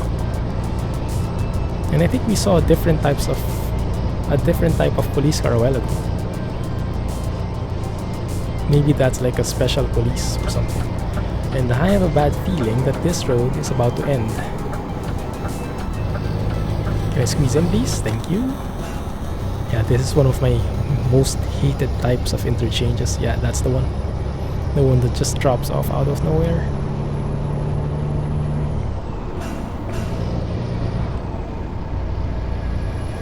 I am from Singapore. I am a Filipino though, originally from the Philippines and then moved to Singapore a few years ago.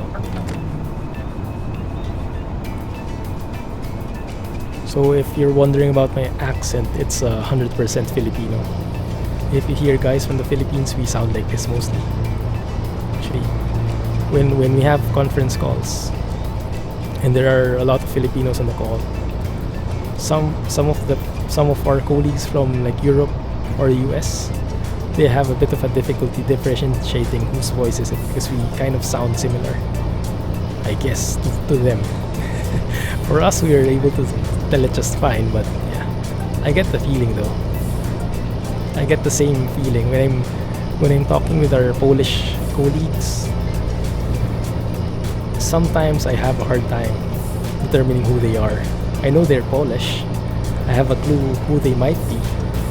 But if there's more than one guy or girl who's Polish, I'm not really sure then. I guess there's a certain level of takes some getting used to as well with that person and their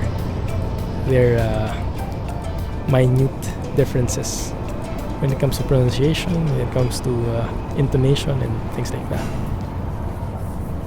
Oh, lovely tunnel. I like this tunnel. Pretty short though.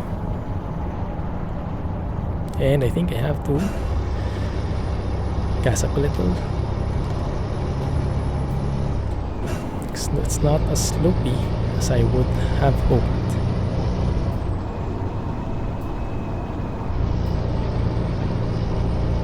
Good. Let's proceed. Oops. Eating the other lane again. It's the one from Stanley. I think it's near the bottom of the list, if not really on the bottom, maybe second from the bottom. DAF XF 105, and the author is Stanley. Ooh, pretty nice double-decker bus. It's the first time I've seen that. Ripperoonie, wrong range. When you were camping, a friend brought out a book of family tree from your mom's side.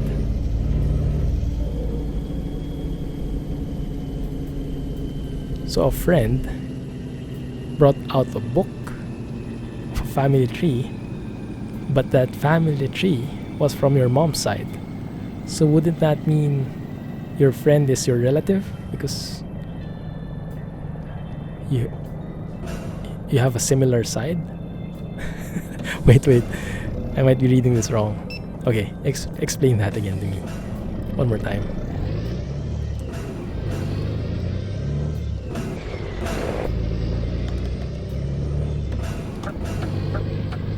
Here we go. Thank you for giving way. ETS2 AI, they're not perfect, but they're more than decent compared to other games. At least you don't have to turn off collisions or anything, just to avoid them completely. You can sort of live with them. Wow, this is a complicated route. Wait a minute, let me try and analyze this. So where are we going? Okay, we're going to discover that straight ahead and turning right at the end, and then we're going to go around and turn left at the end. Something like that. Just follow each of the waypoints. But we are now in Tescara, is it? Is that a T? I have no clue. Okay, yes. Yes, Jay made it just in time.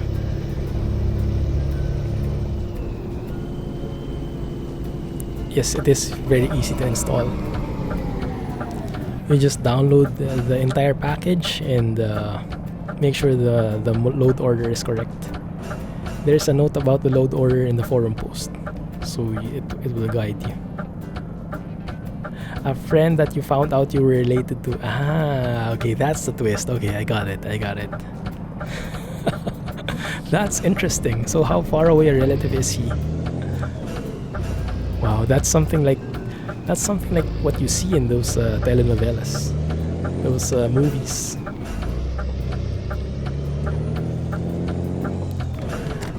That must have given you guys quite the surprise, huh?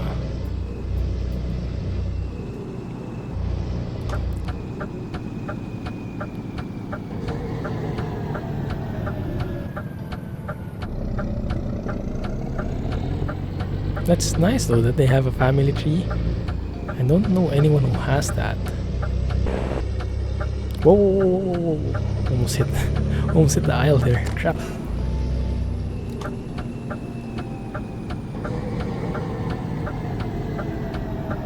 Also turns out you're related to your 7th grade teacher. Wow. Wow. That's a huge, nice family. Cool. How far away? Like, how many levels away? Second cousin or something?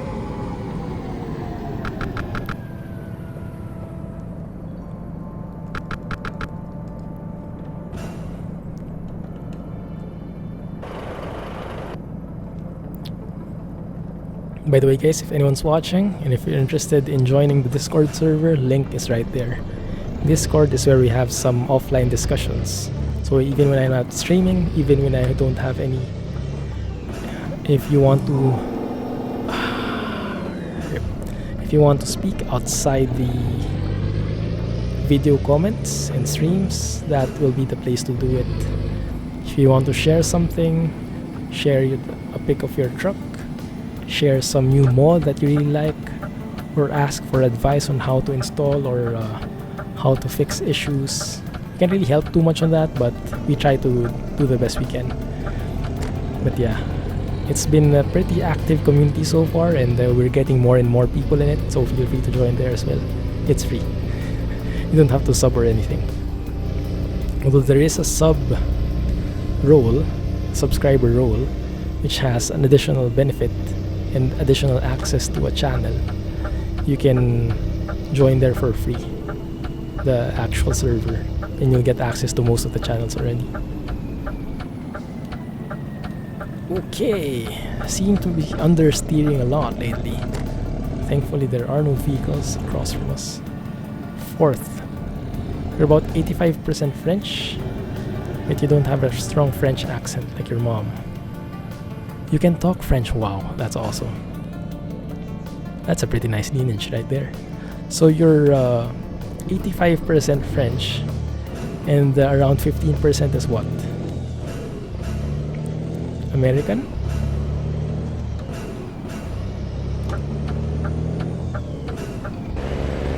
That was a pretty nice coach. Man, I'm seeing a lot of coaches today. Is that a sign? Is that a sign that I should get Fernbus?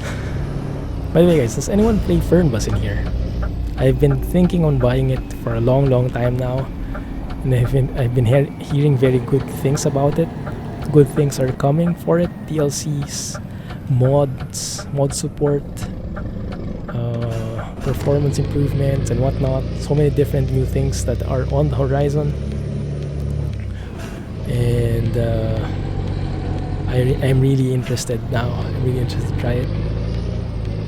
But every single time that I'm thinking of buying it, at the last minute I decide to not go into it for some reason. Either I suddenly read that if you go in Steam right now, it has mostly negative feedback, mostly negative recent reviews, and that sure is like a red signal.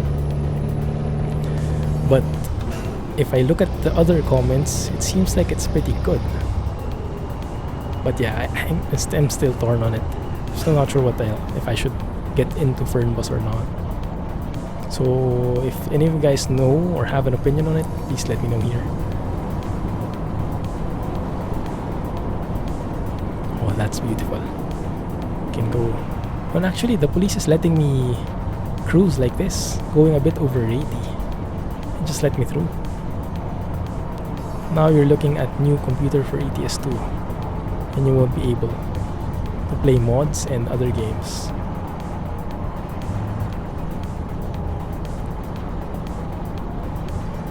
You don't like Fernbus because there are still bugs. That's true. Yeah, that's one of the major things that's stopping people. It's still buggy. I think the AI in particular is pretty buggy, but it has its good points, definitely. The only question is, do the good points outweigh the bad points by a significant margin, enough to buy it? You don't like buggy driving games, that's true. Seeing like floating AI cars or just derpy AI behavior, it's kind of off-putting. I would definitely agree. And we are going super slow now. I think we have to really gas up here.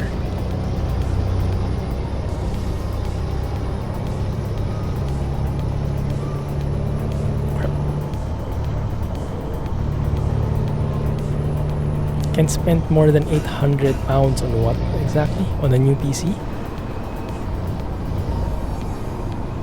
I think that's a good budget already. Pretty nice.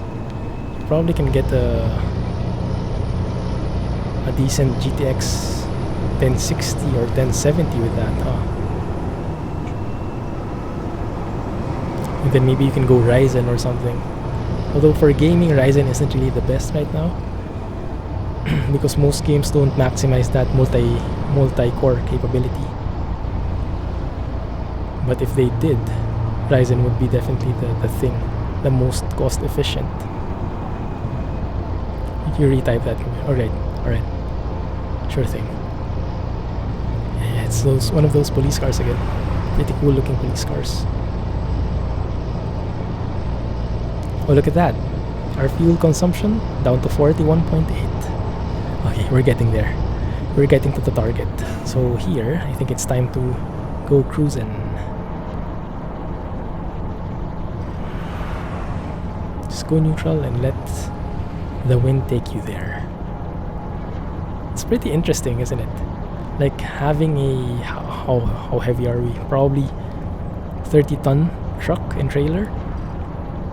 Just glide along with the wind. And crap, I have to move left again. Well, they're ancestors from Germany, Holland, like 0.5 Philippines. Wow. I think one quarter of generation was partly mixed from the Philippines. That's pretty nice. They're pretty international.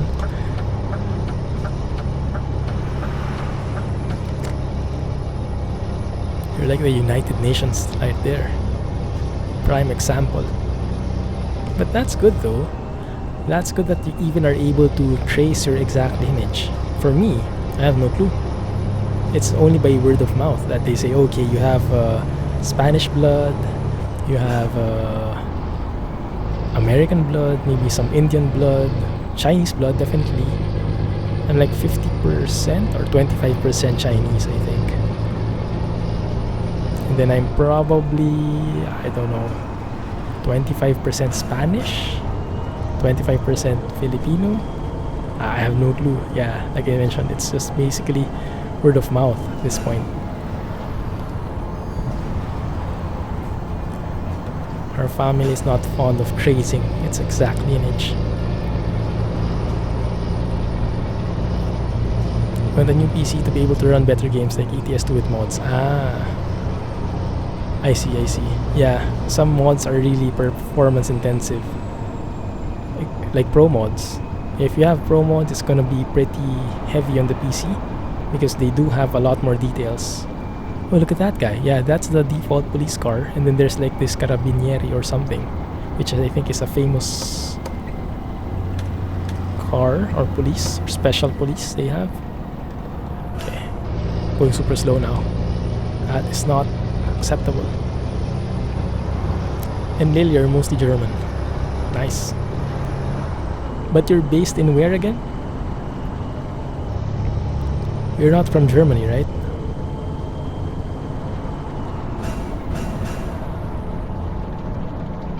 Your chair just broke. Wow.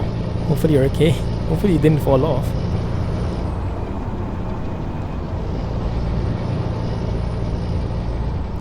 You're 95% British and 5% Scottish accent.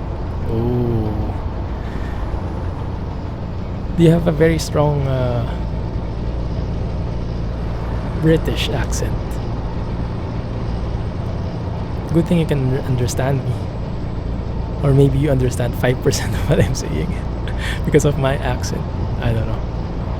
Really varies, isn't it? If you're not used to an accent, you really can't understand it.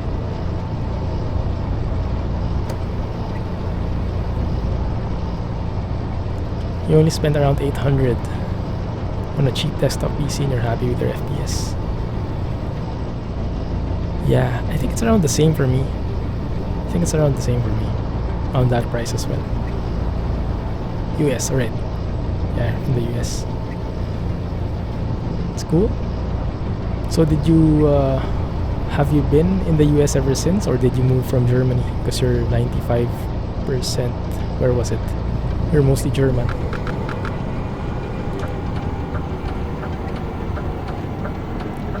Okay, slow down.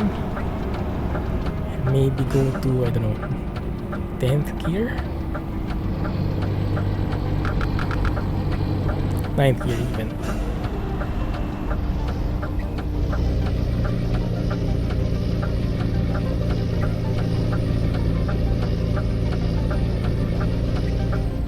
There you go.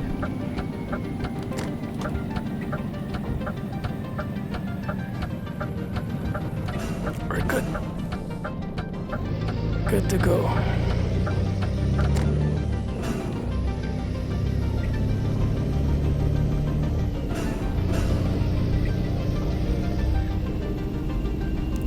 I think right now GTX 1060 is the most cost efficient graphics card.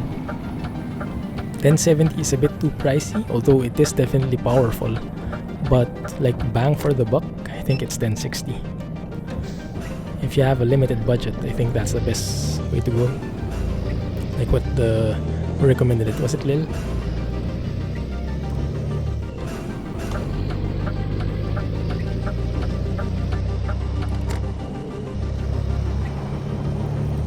What am I running? TrackIR or TrackClip? What is a TrackClip? I am using TrackIR 5, was it? But I'm not using the Pro version. So I have these reflectors on my cap, and I'm not using the IR thingy. The Pro clip. I'm not using the Pro clip if that's what you're asking. I would like to try that though, because I'm not really fond of wearing caps so much in real life, and sometimes the light, when there's a light source behind me, the TrackIR gets confused, so I have to close everything, close all the windows, make it dark, just so I won't get any excess excess light from outside. So I would prefer a track clip if I can afford it, or if I can find one, that is. I don't know where to find one in here in Singapore. Although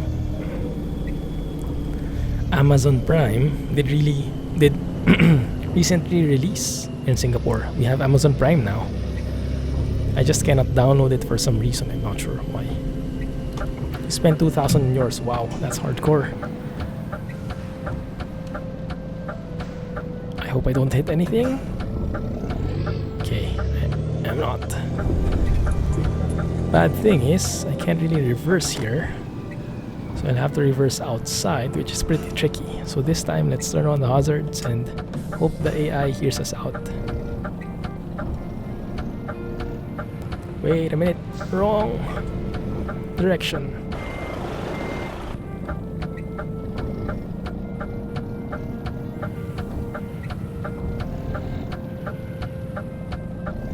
You have sim games.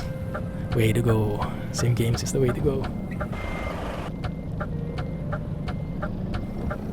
Okay, I think that's good enough. Oh, super hard. Let's go and check. Is anyone behind us? Yeah, but they gave us way. They gave us a bit of leeway because we had our hazards on. That's the benefit of that. Okay, I think I have to turn off that waypoint. For some reason, it's not getting considered. Oops, sorry.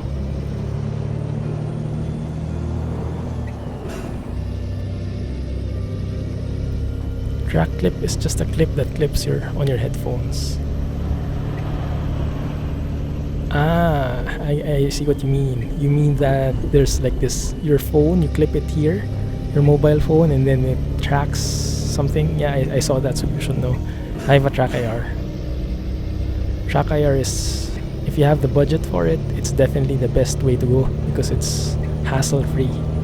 You don't have to do some fancy setups or configs. It's out of the box, you can use it, and then you can tweak it. You can make it more matching your head movement, natural head movement. But even if you don't do anything, you just plug it in, you just set it up, like 5 minutes, you can use it already. And it's pretty stable. I like it very much. You get 40 to 43-ish on ETS2.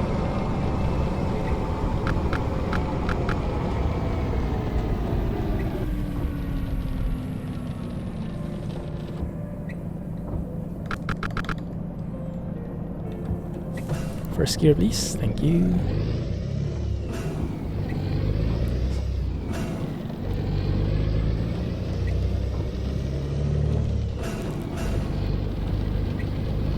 Hello.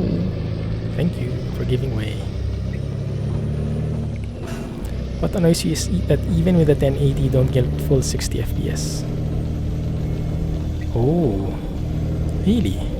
That's interesting. I would have expected that to be a fixed 1080. What processor do you have? Because sometimes I think it's about the processor as well. This is one of my hatest intersections. So hard to squeeze into here. Okay, I think we did it just fine.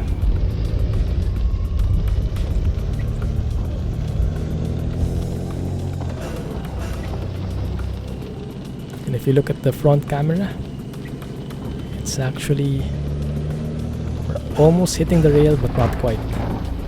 It's like the perfect thing. And I think our wipers need to be stronger. Need to have us be on a stronger setting to be more accurate.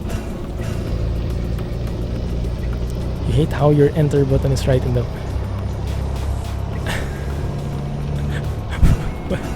what are you having trouble with?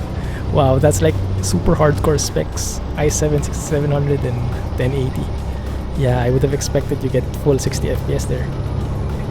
Well, if you want, you can do the NVIDIA tweak. Have you tried doing that yet? Because I'm assuming you have 400% scaling and everything. If you're using the NVIDIA Inspector tweak, that will help a lot with your performance. And In some instances, it even improves the image quality, but it does require more setup. 32 gig RAM, wow, monster of a PC.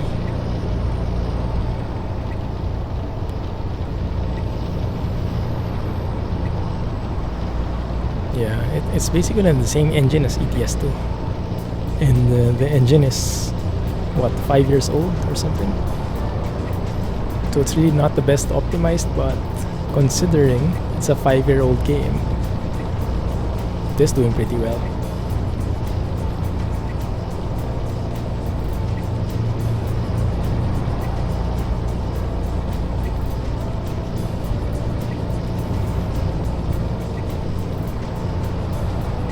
ETS2 runs way better.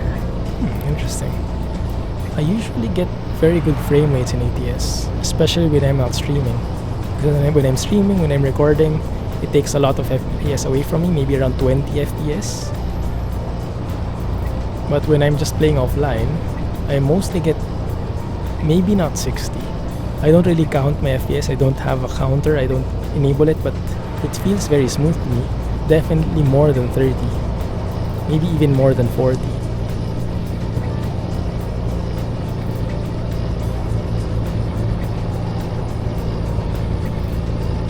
You can run promos in ETS2, but you get like 7-10 FPS. Yeah, that's not gonna be fun at all.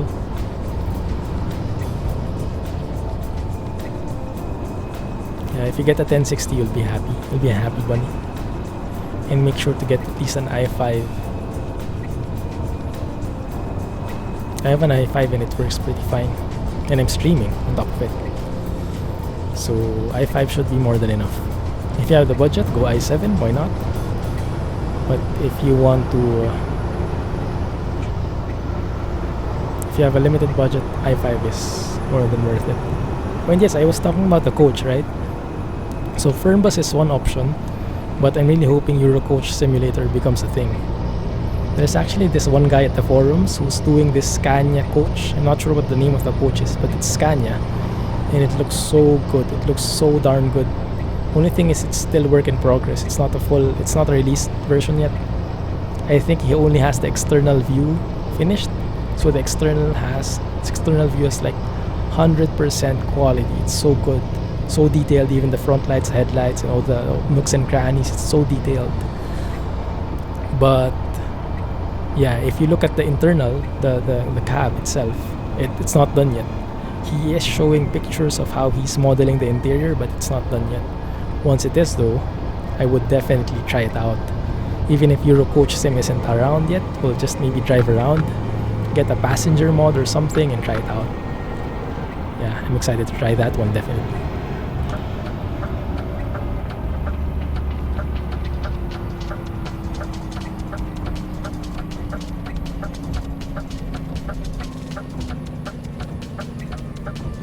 Desert bus.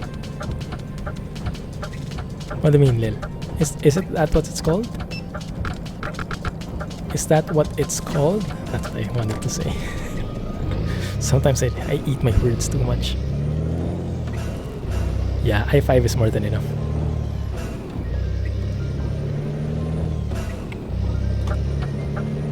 You can even go Ryzen since it's out there.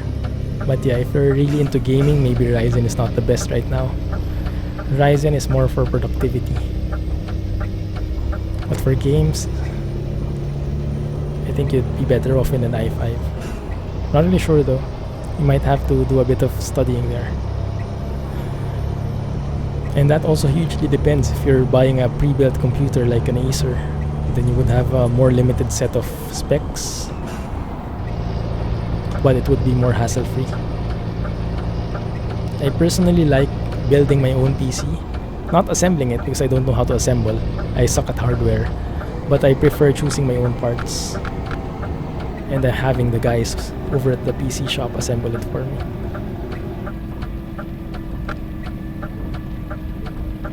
Okay, I think that's fast enough. And then we slow down fully.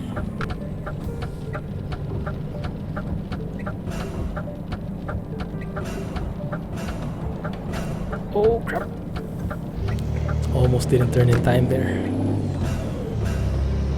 Joy of trying to find a job. Yeah, I know the feeling. Especially when I'm recording, I want to go somewhere and crap, it doesn't appear. I hate it. Not even the same direction. Or a pretty crappy looking trailer. It's a hard decision. Sometimes I just resort to doing a force economy reset, but oftentimes I don't want to do that because if I do that in pro mods, it's gonna take like 5 minutes to load.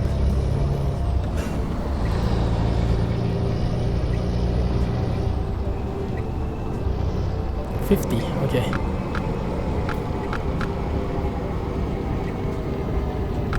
There we go. Happy? Now at 50. What Pro Mods version am I using? 2.17. When it costs cheaper to buy a set PC than buy better RAM and graphics card, I think it probably depends on which country you are, but in general, I think it would be cheaper if you would build your own PC from scratch. Because when you buy a branded PC, you pay for the brand as well. So you get assurance that, okay, it's an Acer, it's an HP, it's a Dell. But you pay the price for that. You pay a price premium for that brand. So if you're savvy enough to know which parts you want, and you have a shop that can do that for you, I would recommend you build your own PC instead, because it would be cheaper, and that means for the same amount of budget you have, you would be able to get better specs comparing when you get a branded PC. But if you're not very savvy with the technical details and it's not an issue, I mean, it depends on the person. If you just want the hassle-free PC, then a branded PC is the one for you. Then just upgrade some of the parts as you see fit. So yeah, so it depends on your preference. Myself, I bought an HP desktop once, and then it was fine, it was good. It didn't have the best specs. So what I did was to buy that, and then later on I bought a graphics card and upgraded the RAM. But then a few years after, when I wanted to get a new PC, I decided to build my own from scratch without a brand. So I kind of tried both ways already, and I really prefer the second approach. But that's just me. When Pro Mods 2.2 is coming out, it's going to come out pretty soon, I'm assuming. They'll probably just wait for 1.28 to hit to go live, and then maybe 1 or 2 weeks probably they would release it. That's what I expect. There's no official news on it. Oh, beat the red light. Oh, crap. Yeah, there is no official news about it, but that's what I'm assuming.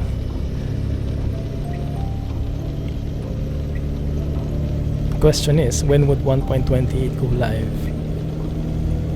Because for sure they wouldn't release a version before that happens. That would be insane. Like releasing for 1.27 and then 1.28 comes out a few days after, and then they would have to adjust everything for the new version. It's kind of a waste of effort. There we go.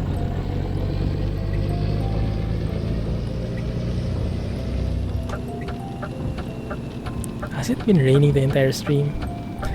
It certainly feels like it.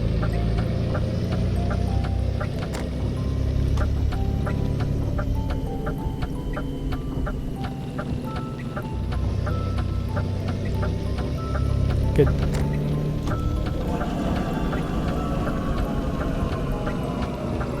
Stanley DAF, yes, Sheng. And let me approve that. I'm not sure why Twitch decided to flag that.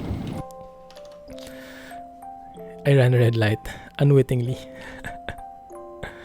There we go. We're back. Yes, thanks for the recommendation, Sheng. So actually, Sheng is the one, and if you don't know him, it's Mocha Rosario. But I call him Sheng because his username in YouTube is Sheng, and that's where we first met. He's the one who recommended this truck to me. And I'm glad I tried it out.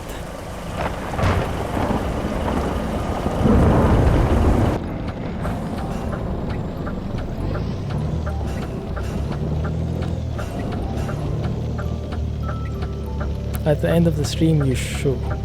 I'm assuming you pressed enter at the wrong time there. I'll wait for the rest of the message.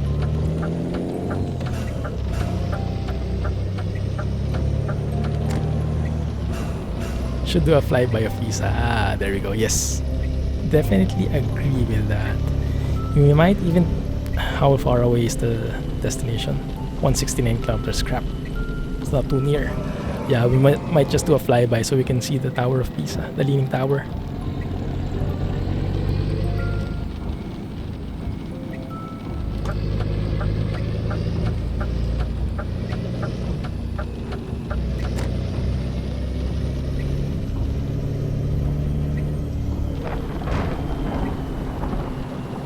One sec. Automod is doing that again. No worries, bro. There we go. Now it should show. I don't know what's up with the automated feature. I think it's detecting something, but I don't know what. It's being safe. That's what it's doing. Wow, it's pretty foggy right now. I think I haven't seen this much fog in a while. Foggy weather 2.0 hype. Look at that. That looks so real. Love it. Maybe we should take a photo of it. Wait. Yeah, I should take a photo of that one. With all the fog and everything. Probably not, bro. But yeah, sometimes you can't explain what Twitch does. Oh crap. Reset.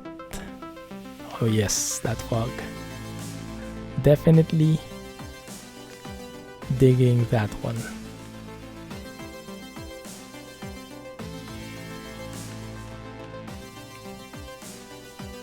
Yep. I like.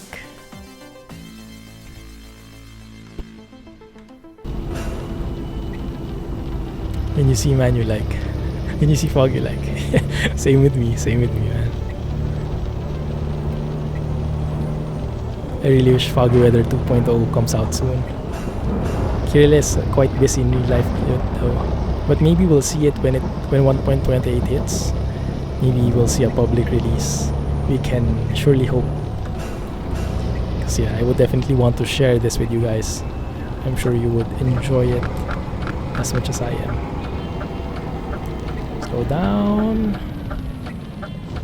Good. I read somewhere promo still has over 5,000 errors. Crap.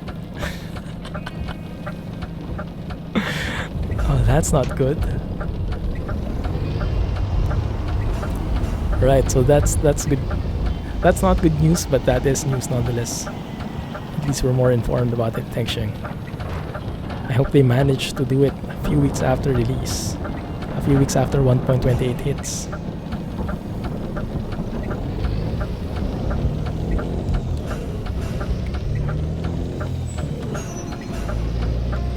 Maybe.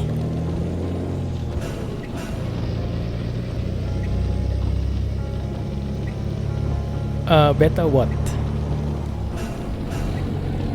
Beta what, P? Welcome to stream, by the way. Thanks for joining again. Welcome back. You're not too concerned? Give some others extra time to catch up to version 1.28. Yeah, that too. Can't play the game without pro mods, unfortunately. Same with me. I can try out some maps from time to time, but I can't live without it in long term. Customer expects delivery very soon. Well, they can expect all they like.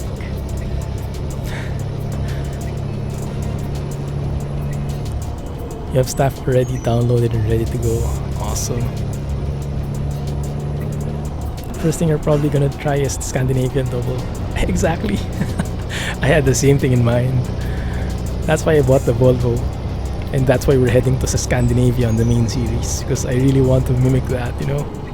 Like a food box, double box trailer or something.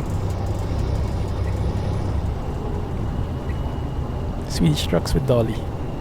There's a mod for it now. Yeah, is that the tandem truck by Fleming V? Yeah, I think it's only applicable for 1.28 beta though. I'm still at 1.27. Yeah, I downloaded it actually, but yeah, my ETS2 version is not up to speed yet. So I probably still won't get the new 1.27, 1.28 dolly feature. Alright, yes. Completely understand, bro. Thank you for joining, and thanks for hanging out. Thanks for the wonderful discussions, and have a good night. See you soon. Oh, look at that. Beautiful sunrise. Yeah, we definitely have to take a photo of that. One sec. Okay. By copy, you mean copy all the way to the parking spot? That would be a pretty exciting journey. Copying the exact route. What route is he taking usually? I don't really know which, although he says it sometimes. Yeah, I still have to take note of it. I would gladly copy one of his routes when 1.28 comes out. Man, it's a bit too dark, isn't it? It's a shame. I wish there was like a brightness and contrast level in here. Because there is everything else. Color balance, saturation, and everything. Anyway, let's take that photo. It's a bit scenic.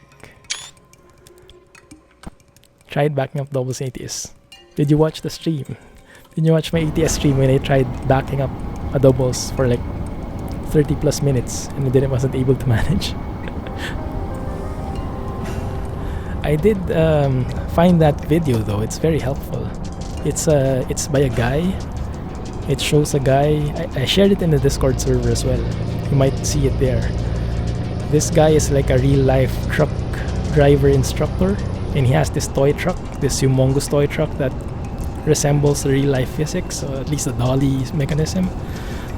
And he teaches how to reverse and how to work on stuff. It's very, very useful. I'll probably watch that again when 1.28 hits, so I can review and apply that, or try to apply it at least. He drives around Stockholm and Södertälje. Oh yeah, right. Drives local because he has sleeping problems and wouldn't go well inside of a truck for long hours. Ah, I see. Yeah, and I heard in one of his older videos that he wants a job where he can go home every day. 50. Oh, this is a city. Alright.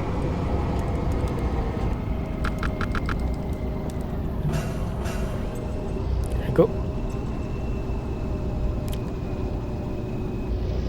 You saw that video. Got even more confused.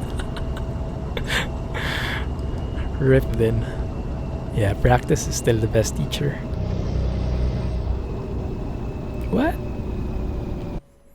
Why does that always catch something? I think it's too high. The auto mod is too high, huh? You mean Driving Bro is essentially the IRL counterpart? Ah, yes. Exactly. That's why I really got inspired to play the Trucker for Hire more, because of him.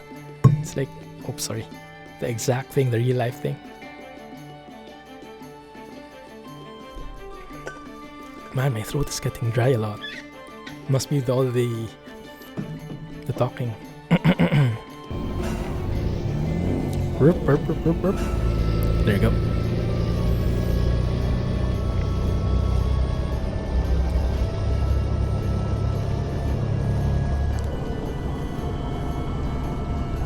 All in all, I am enjoying this Italy map. It's a welcome change from the usual pro mods. Definitely, quality-wise, still has a way to go. It's a very good start.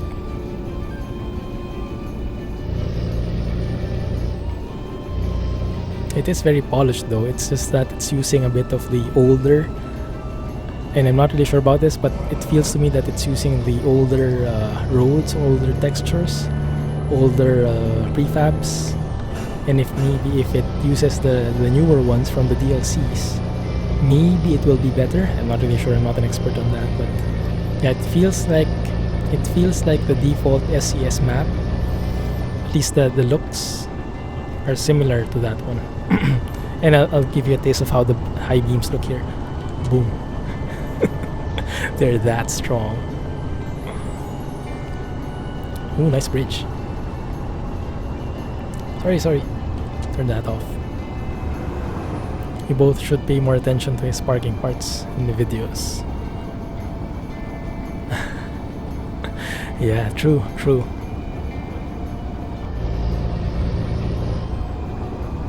Okay, no car. Thank you. Italy doesn't have any of the DLC prefabs. Right. That's what I was thinking of as well. It's filled with those interchanges that fall off.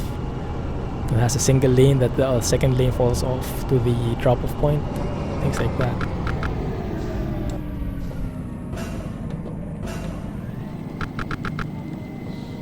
Okay. I see the destination in sight.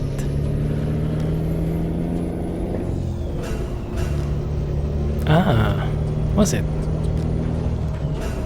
Well, that looked definitely better than the standard ones. So maybe there are some, but I think majority are not. Majority are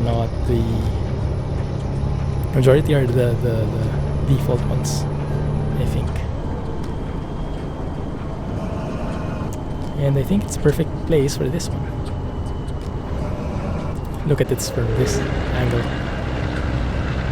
Looks like a monster, doesn't it? Damn. So nice. And that's with the realistic lights from Firkin. Love it. Are we going so slow?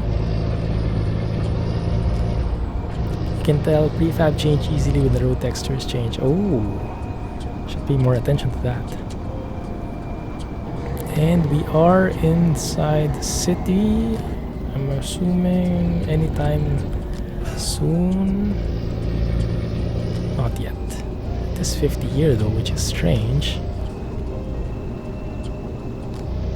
Okay, yeah, I think so. Because there's that sign that you're leaving something. Leaving a national road, I don't know. Okay, it's 70 now again. Wait, we just crossed like a bridge or something. Now it's 70. Strange. Okay.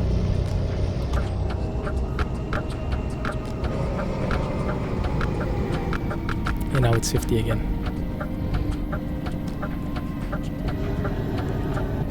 Alright.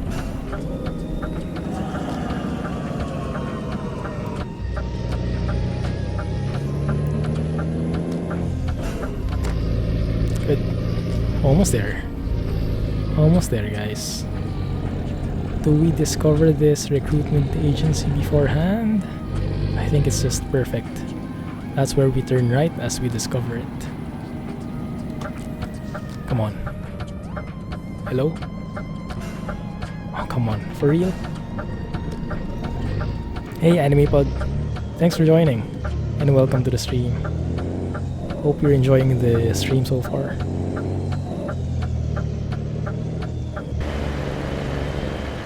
Okay, had to do a bit of a turnaround there, but that's fine.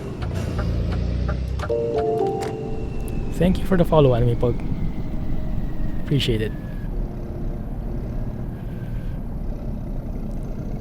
Now, I can't see squat, but hopefully you see here. You think, how do I like the sounds for that Stanley DAF? Ah, okay. I'm using the straight pipe version, was it? I haven't actually tried the other one, but I am really liking this. So good. Yeah, I think both of are by Krish Bomb. Yeah, that's what I like about this mod. It's like an all-in-one package. The engine sounds, the GPS, all the add-ons, it's here. You don't have to download specific separate mods for it. Just basically download the truck and you have everything.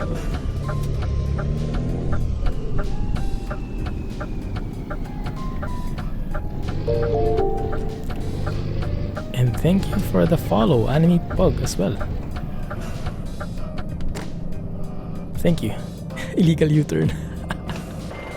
It's not illegal if no one saw.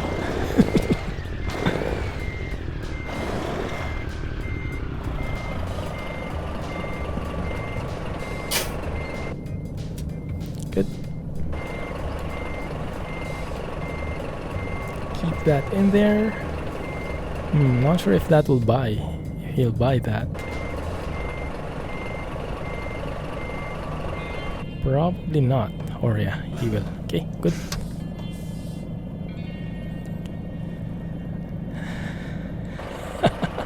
That it was too dark.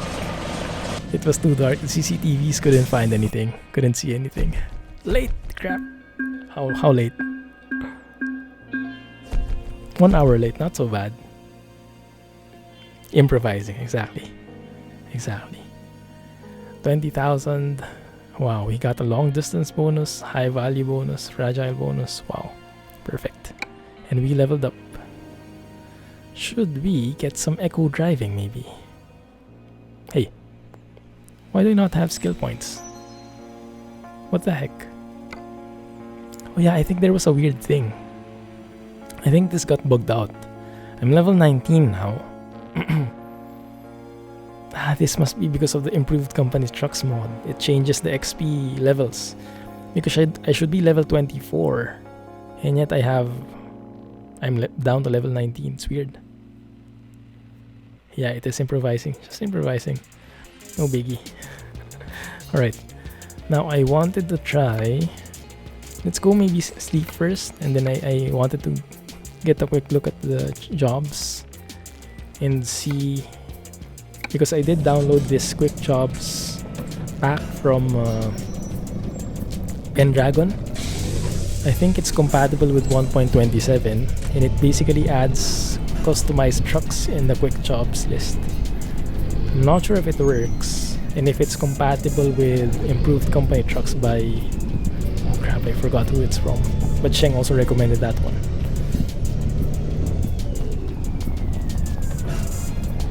Would be nice if they gave you a delivery window instead.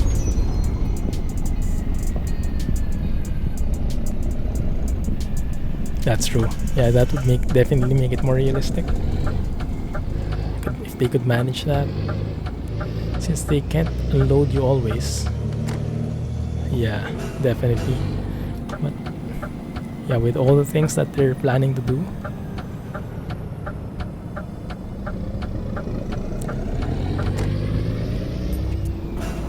they probably won't be able to implement that anytime soon.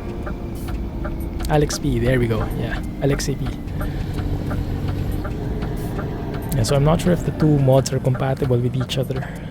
We'll have to see. Maybe we can find a short job that's in Pisa. We're going there at least.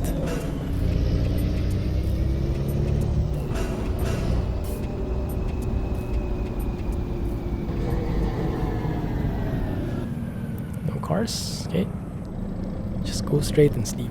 Not even going to bother in reverse. Let's turn off those beacons.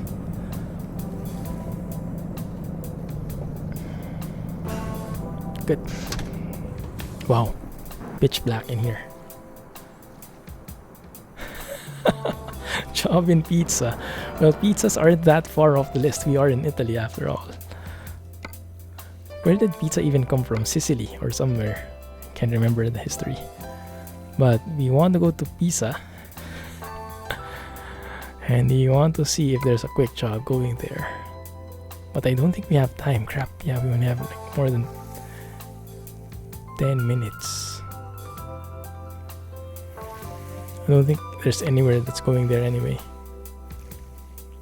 Okay, but yeah, we were able to discover a lot of cities today. Like how many? Bologna, I think we discovered Modena, Bologna, Imola, Ravenna, Ancona, Pescara, Foggia, Bari. I think that's Taranto. Did we reach that? No, I think we reached Lecce.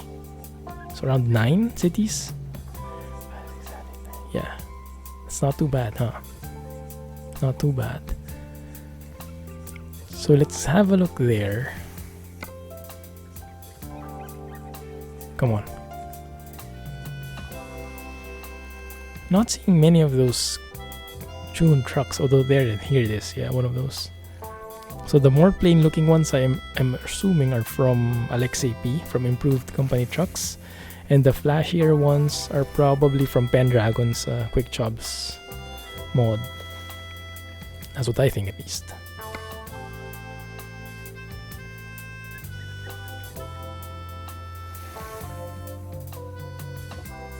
Nothing's going to Pisa for real. Yeah, alright, let's just fly there then. Oh, there is one here. That's 216. Nah, that's gonna be too long though. Let's just fly.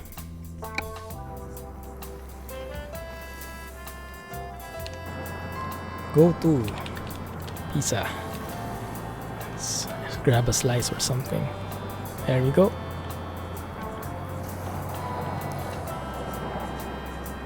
Maybe we can drive around.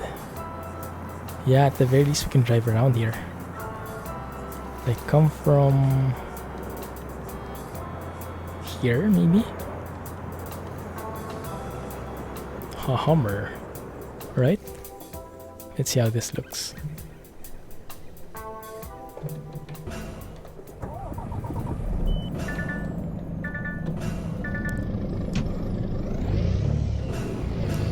Let's have a quick tour before we end the stream. Pisa, right? That's the right way. I think I can actually raise my axle. Yes, I can. The middle one is the one racing. I think, yeah. Yep, it's above now. Starting to stop spinning. I wonder if you can really do that, like in real life, when you're moving that fast. Is there like a speed requirement when you can race and lower your axle? Wouldn't that be pretty damaging?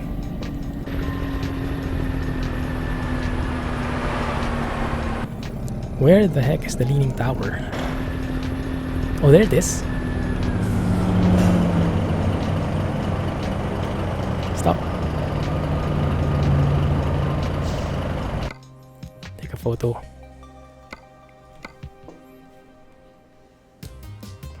I wish we can see it from here. Oh man! Okay, how do we see that? Maybe from the other side, huh? It's there. It's totally getting blocked from view. Let's have a look. Is there somewhere we can see that from? Maybe from outside? Let's go here, and if it's not there, let's teleport to the highway, and then maybe going to Pisa, maybe that is visible. We'll see.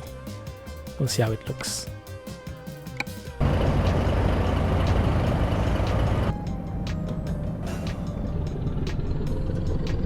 Seventh gear, why not?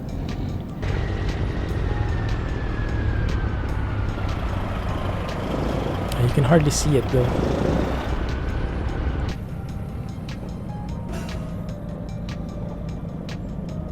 I don't think this is the right way.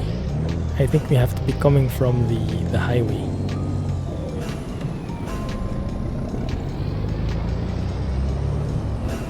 That's a pretty nice mountain view though. Mountainous path. I like the shape of that mountain. Man, that looks pretty cool.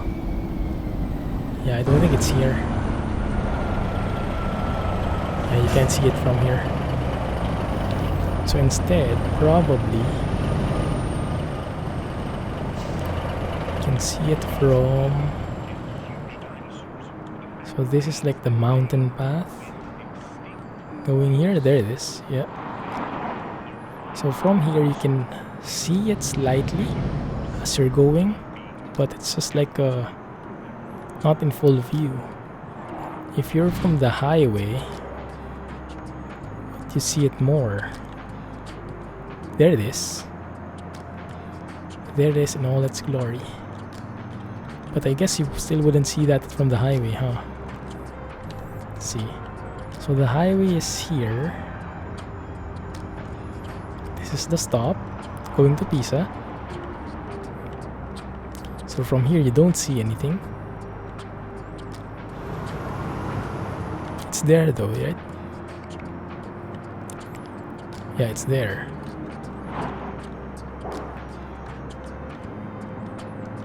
But yeah, it's not visible so much. Oh, I like that road. I like that road. Okay, maybe coming from Livorno. Coming from Livorno, going above this bridge. Pretty nice looking bridge, by the way. Crossing over this.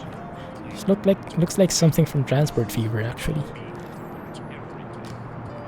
Yeah, and then turning right. So from here, do we see it already? Oh yeah, you can see it from here. Like there. Oh wait, where is it? There.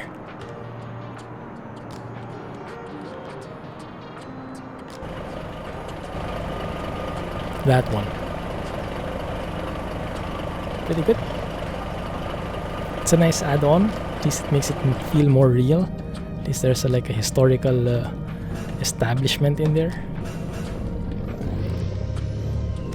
And I mean, in reality, probably you don't have truck routes going through that tower anyway. That would be pretty dangerous for the folks, for the tourists. Right, good. So let's go and find a stop where we can rest and end the stream. Probably that one. Oh crap. Can I not just go through here? Alright, let's go through that instead.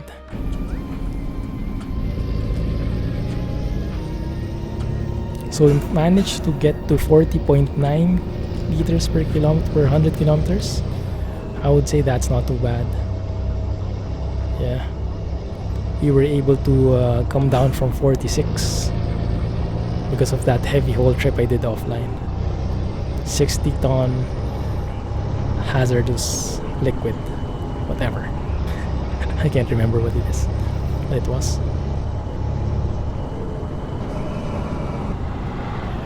Okay.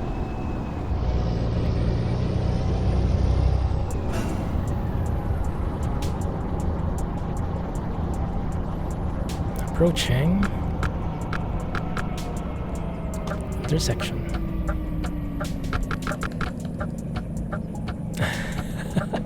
I know, right? It's because of him that I'm talking about these eco-friendly methods at all. He awakened my eco-friendly side. Because I really hope that's my main wish list right now. Having a scoring system for how eco-friendly you are driving. That would really change how you drive and make you more conscious to drive better and more efficiently. Because they have all the stats already, right? They have all the stats. It's just a matter of decoding those stats. They can capture all the stats, how hard you step on the gas, how hard you brake, and how your fuel economy here. So each trip, I think that can be measured already.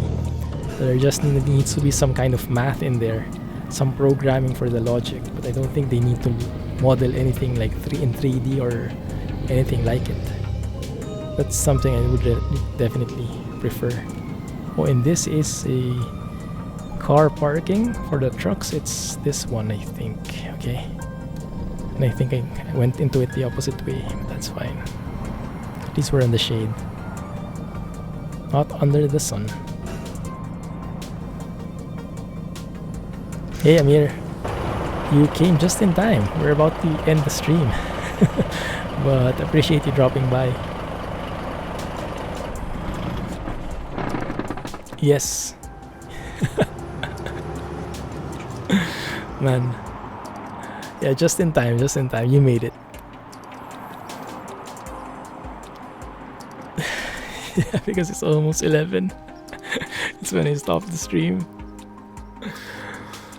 Don't worry, I'll post the footage tomorrow, so you can watch in entirety. It is a bit early for you, I guess, huh? Thank you for the follow, guys. Appreciate it. We got a double follow, I think. One is from you, Amir, and one is from another person, which I'm not sure. Maybe he's a lurker, but thank you for following. Really appreciate the lurkers out there. Respect. I'm one of you. Yeah, exactly. I know, right? Anyway, thank you for watching, guys, and thanks for dropping by, Amir. Yeah, that's gonna be it for now. We did explore a lot of Italy in this custom Italy map. I did enjoy it, and I definitely enjoyed driving Stanley's truck. It's one of the best trucks I've ever driven. I love it. Anyway, thank you for watching, and I'll catch you next week.